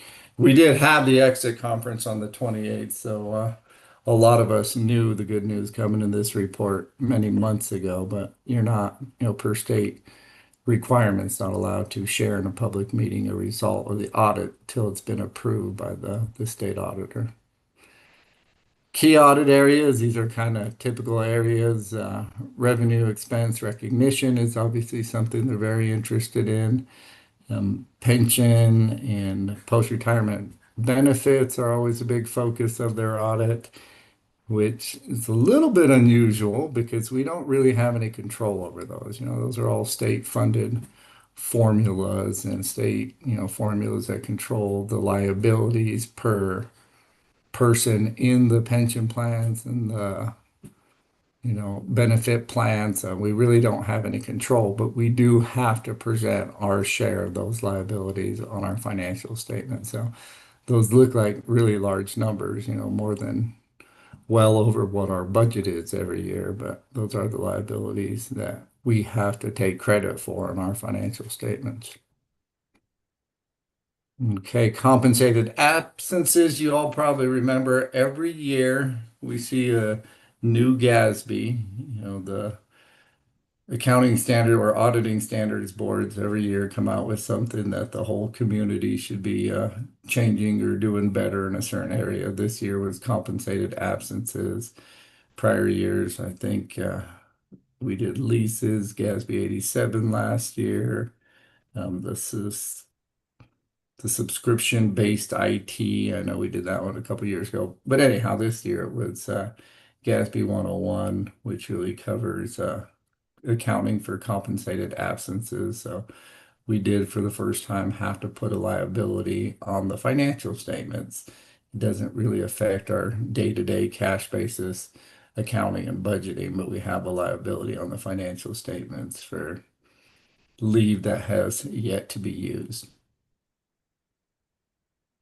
Going down to number 4, this was probably the only thing that really caught my attention when I was reading through the report.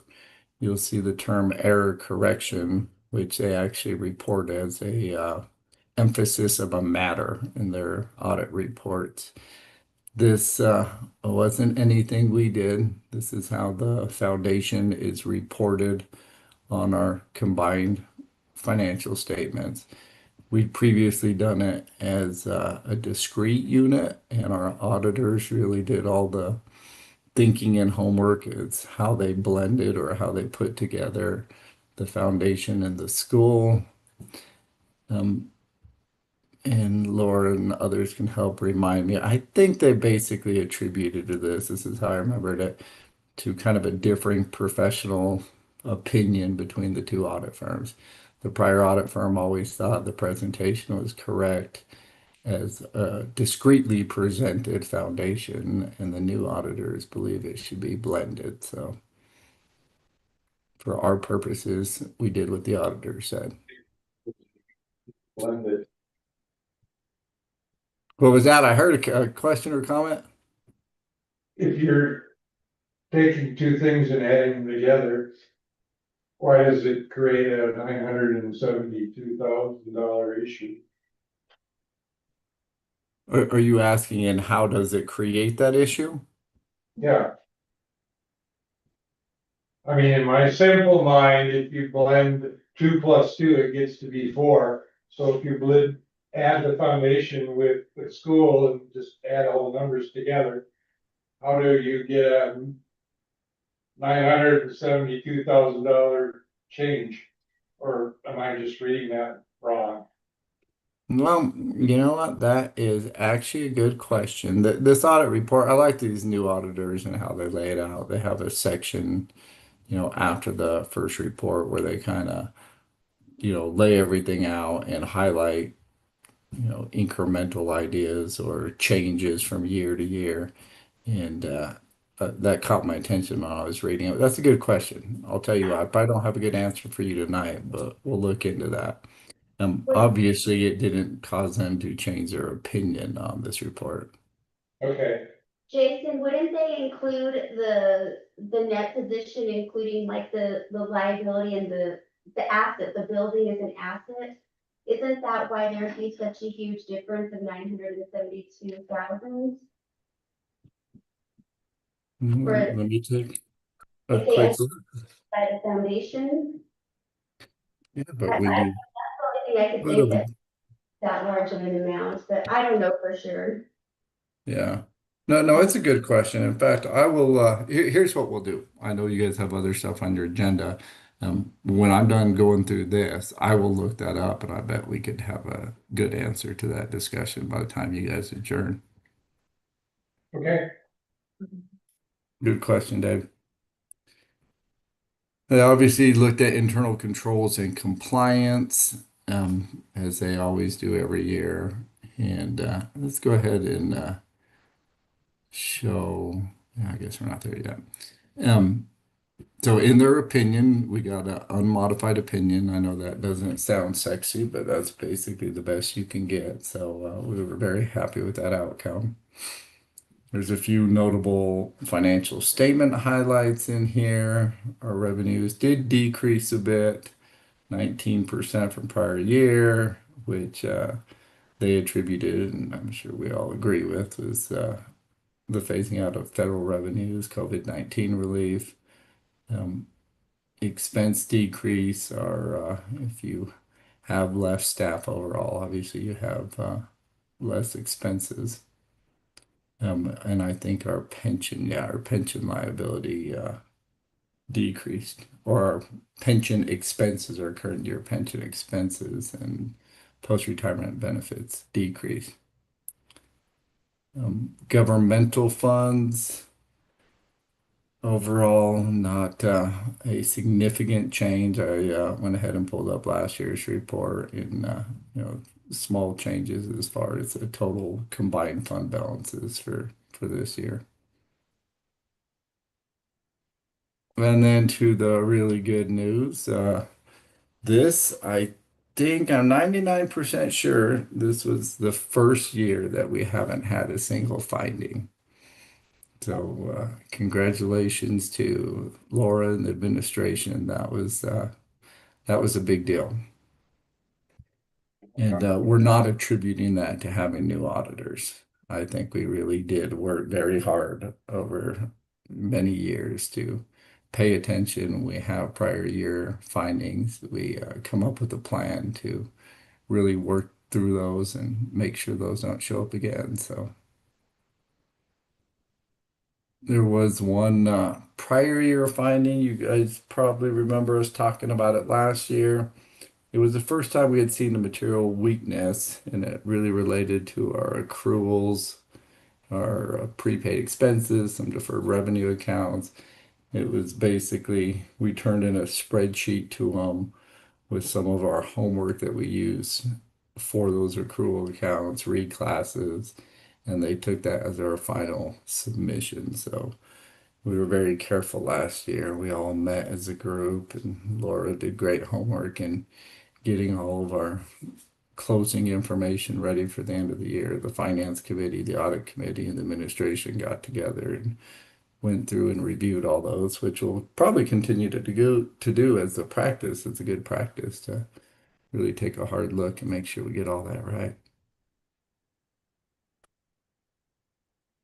So yeah, I think that's about it. Other than your question, Dave, which I'll start looking at now. Any other Well- questions we can answer? Well, I guess I really don't care. I'm sorry, Dave, I didn't hear that again. I said, as long as they said everything's wonderful, I guess I really don't care about that. Well, yeah, no, that was my thought overall when I went through and went through the entire document. And obviously we had interim conferences with them and an exit conference, and yeah, we got the sense that they felt like we had a very well-ran school. Awesome. All right, well, thanks for the opportunity. I hope to see you guys next time in person. Right, thanks.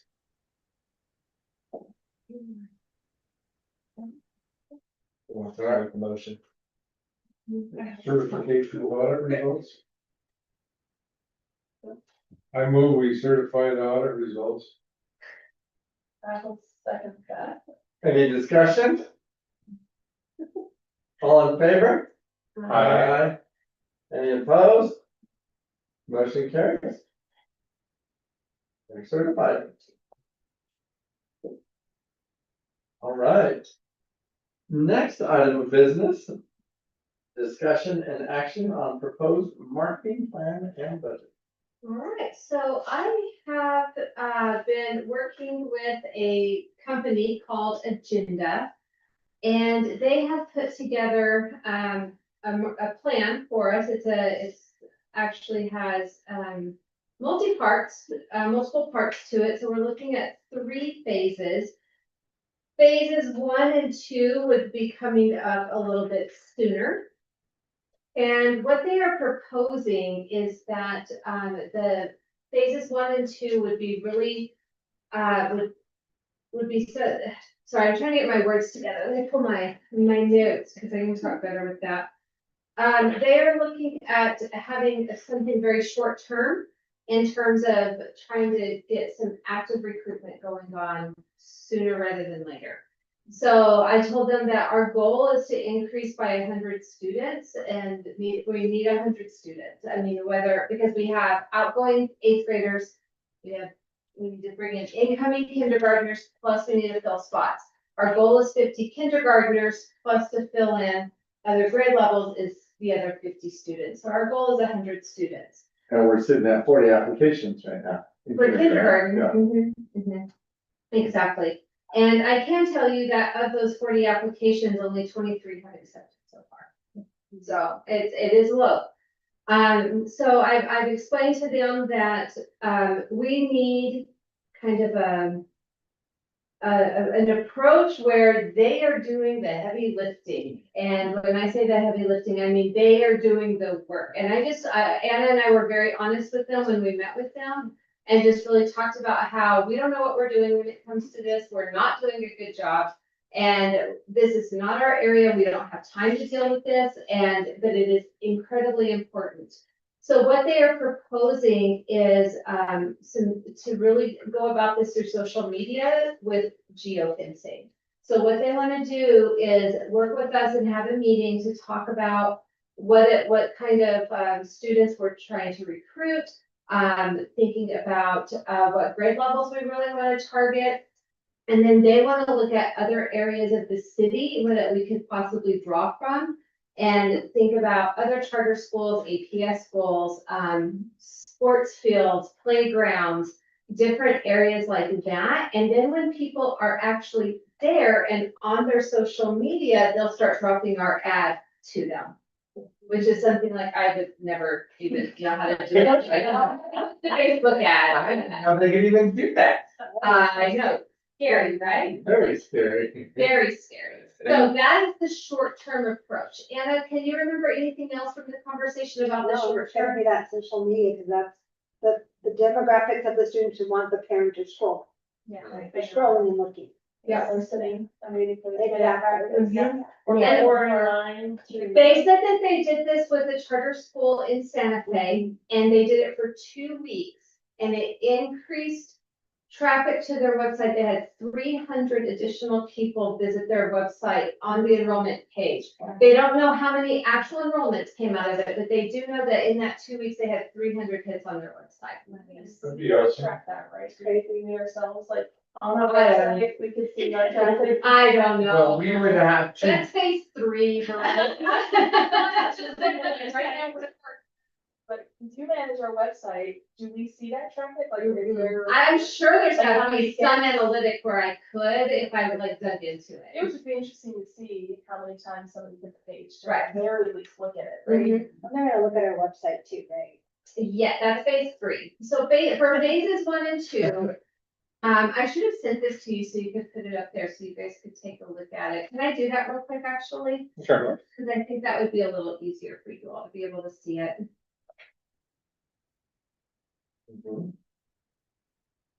Yeah, so we would have, I'm just thinking about that, we would have to somehow know which one of those came through the targeted social media ads. To see if it's. And then track somehow which of those converted to. Lottery application. Yeah. I mean, you would just look at the baseline to see if it went up. Mhm. Then Right. No, Or Yeah. additional on a regular applications. basis, Yeah. you see the, it's like, I will go there to get the agenda. Yeah. Because it's Okay, that's Katie, yeah. the one that I know. Right. All right, so what they're looking at, while Fabian's pulling that up, I'll just talk a little bit more. So they are looking at a strategic communications review and a targeted enrollment recruitment campaign. That's phases 1 and 2.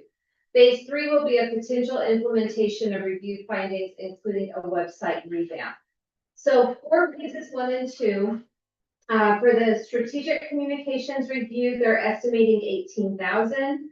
And for the enrollment recruitment campaign, approximately 15,000. So looking at about, what is that, $30-something thousand, $33,000 for just those first 2 phases, and that's short term. They're proposing 3 months. Okay. Then when we look at for the website, that's a whole different ball of wax with a really, really long proposal that I haven't really had time to truly dig into because there's a lot of stuff in here. That proposal is coming in quite a bit higher. Where did I find that actually? Oh, there, okay, good. That's the one I was just reading from, where we're looking at the different phases. Perfect.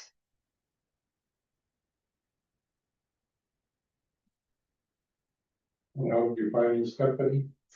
Our foundation president used this company with his current job and, recommended them.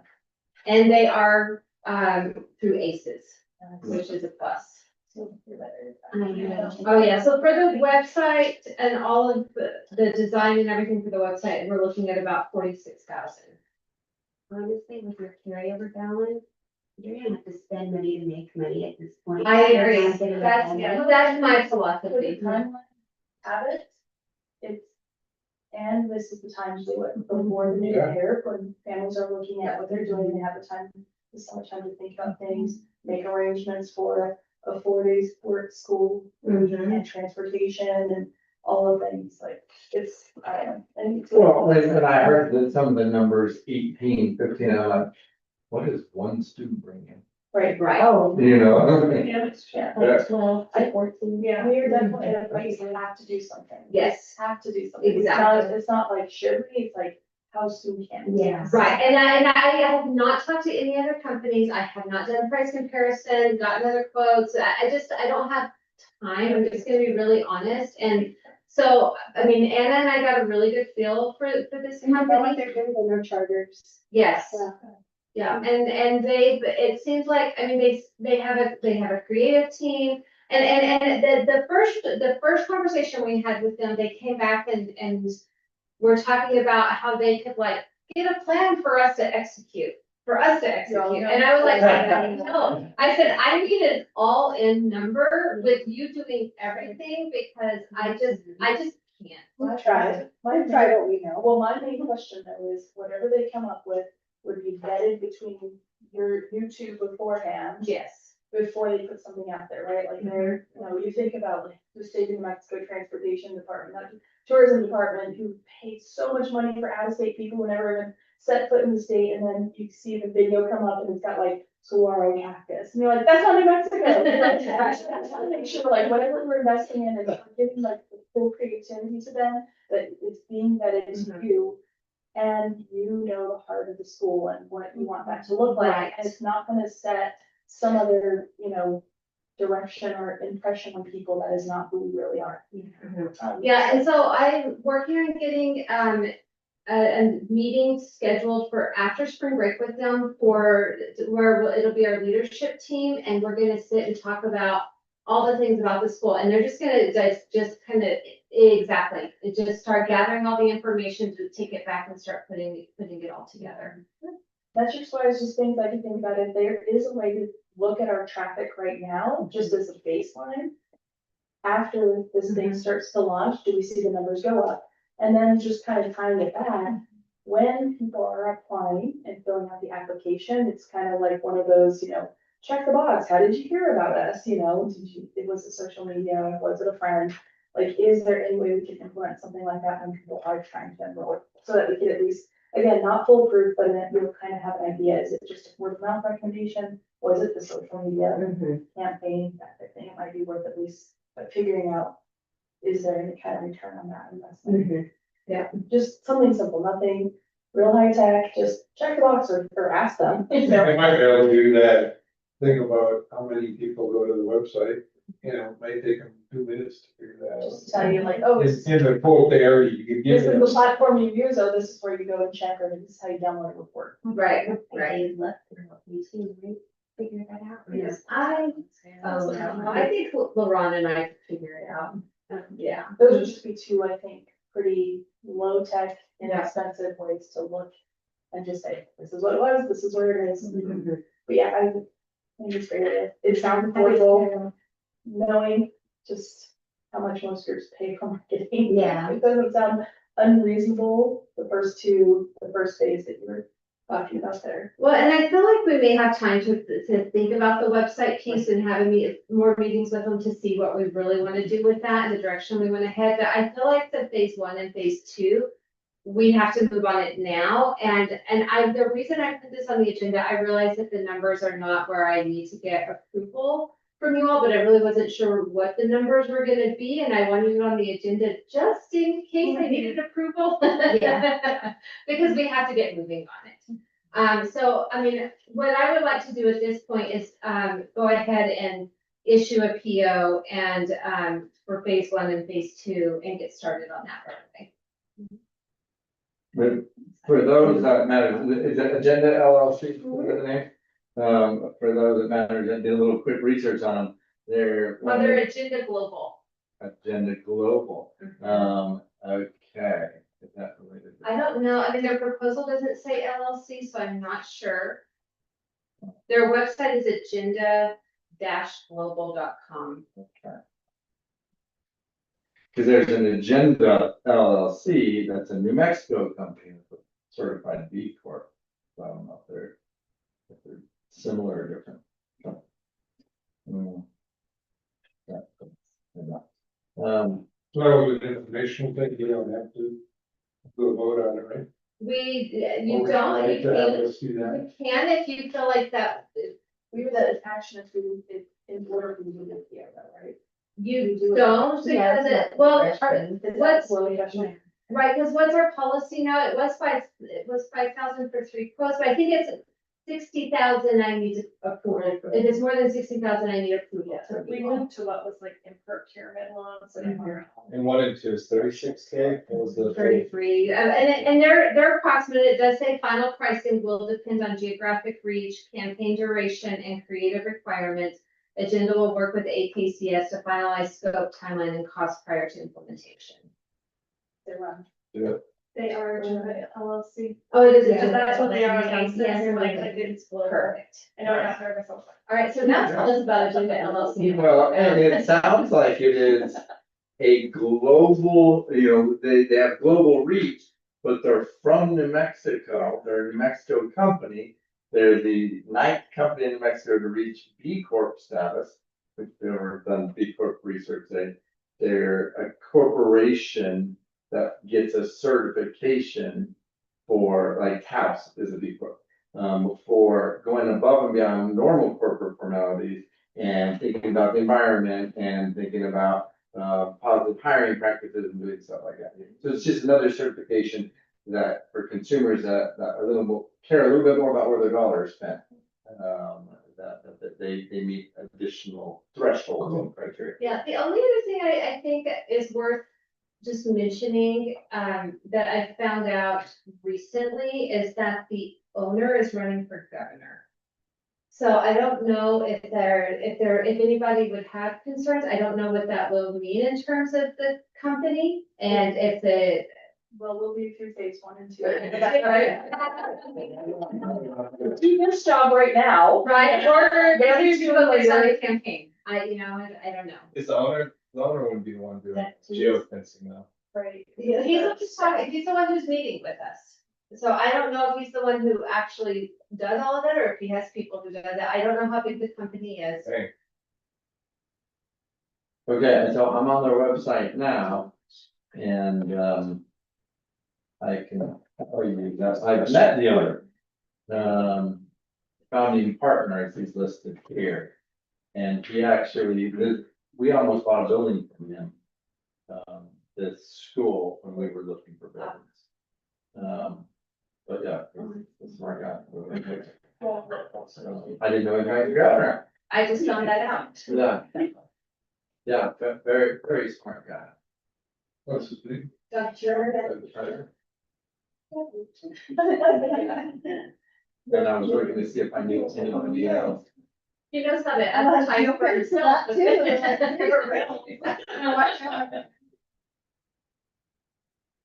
Right, well, I'm glad everybody felt positive about it. I was excited because I really got the sense in talking with him that he knows his stuff, he knows what he's talking about. And I mean, to the point that like some of it was so high level that I was like, Okay. I don't know. That sounds good. We're excited. Good. We can do some of those things. And one more reason why I'm not getting on social media. All right, well then, let's go ahead and move on to action on charter contract with APS. Aaron, can you hear me? Yeah. Okay, I've got a 2-minute answer for Dave's good question, if you guys want me to cover it real quick. Okay, so basically, Rhonda had it exactly right, and I did a poor job of explaining it. So the understatement was in as of day 1 of the fiscal year. So basically, they said, had you been treating this as a blended unit prior, your net opening balance would have been 792 and 166 higher because the unit is considered part of the governmental unit. When you take it from a discrete to a governmental unit, it's considered part of your governmental fund balance. So by the end of the year, they had it presented correctly in these new consolidated financial statements. So the error correction was really taking the prior year or FY 25's opening balance and adding in the effect of the school, including its cash balances, all of its revenues, its expenses. So Rhonda had it right. Is that wrong? Thank you. Okay. All right. I'll let you guys get back to it. Yeah.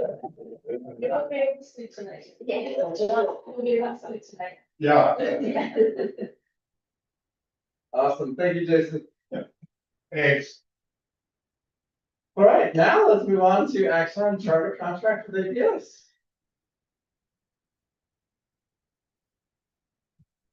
All right, so what this is about is ABS has sent us the charter contract. And Megan's pulling that up for us now. And they want me to sign it. But I'm not going to sign anything without all of your all approval.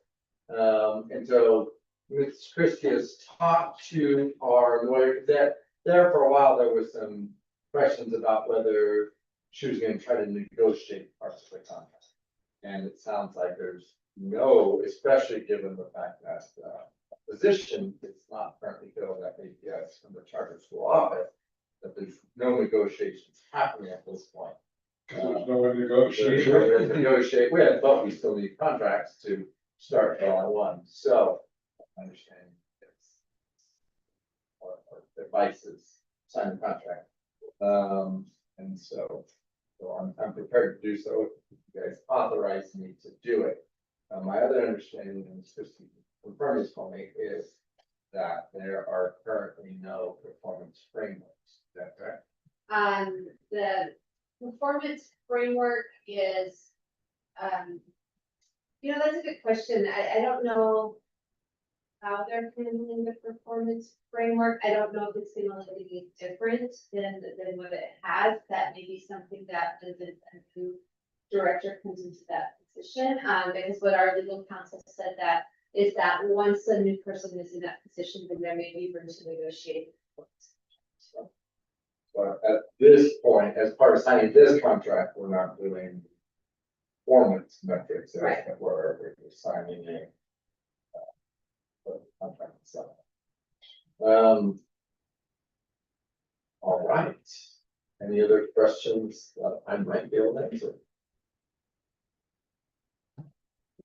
All right, well, then my question is, do you guys as a board authorize me as president of the board to sign our charter school contract with the Albuquerque Public Schools Board of Education?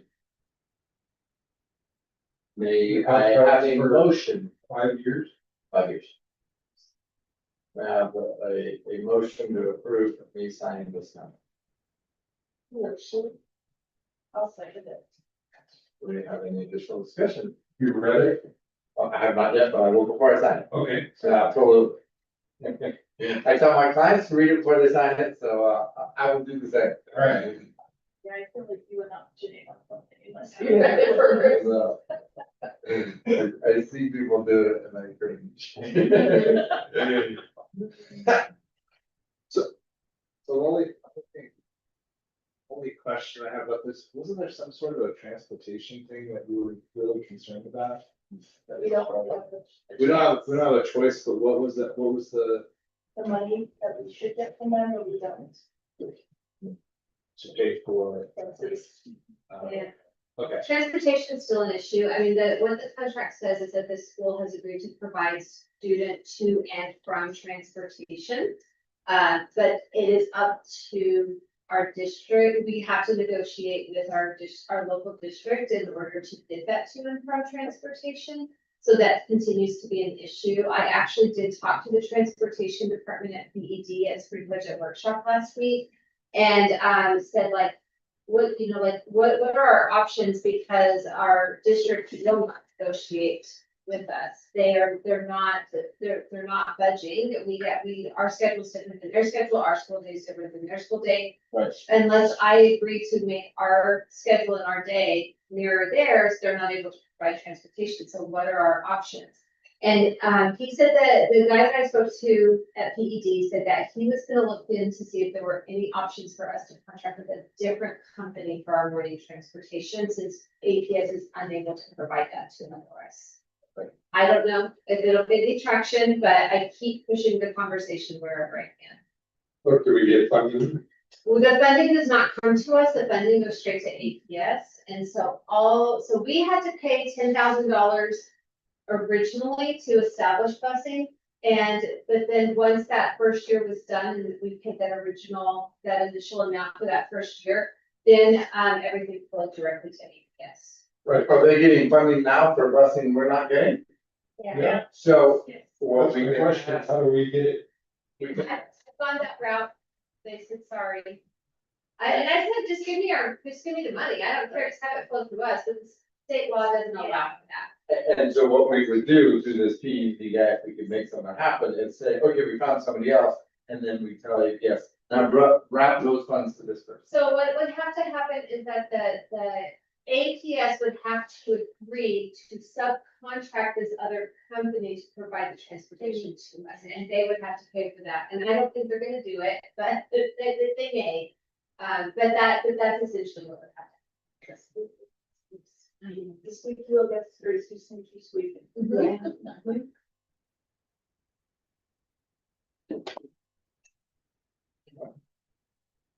Vote time? Vote time. All in favor? Aye. Any opposed? Motion carries. All right, do we have any of the limited personnel matters under H2? Yes. All right. Will it be a while? Will it be a while? Will it take a while? No, it will not take a Okay. while. It'll be a Then I short- need to, then I know you might stop. Minutes. Wait, do we need to make a motion to go in before you shut down? No, we A copy, so I can put We it, go. On our record. I need to archive it. So I'll make a motion to go into executive session to discuss limited matters pursuant to MSA 1978, 10:15, 1H2 at 8:01 PM. Second. Any discussion? All in favor? Aye. Any opposed? Motion carries. Let me get this done. Yeah, there's really good. You almost had to restart recording though.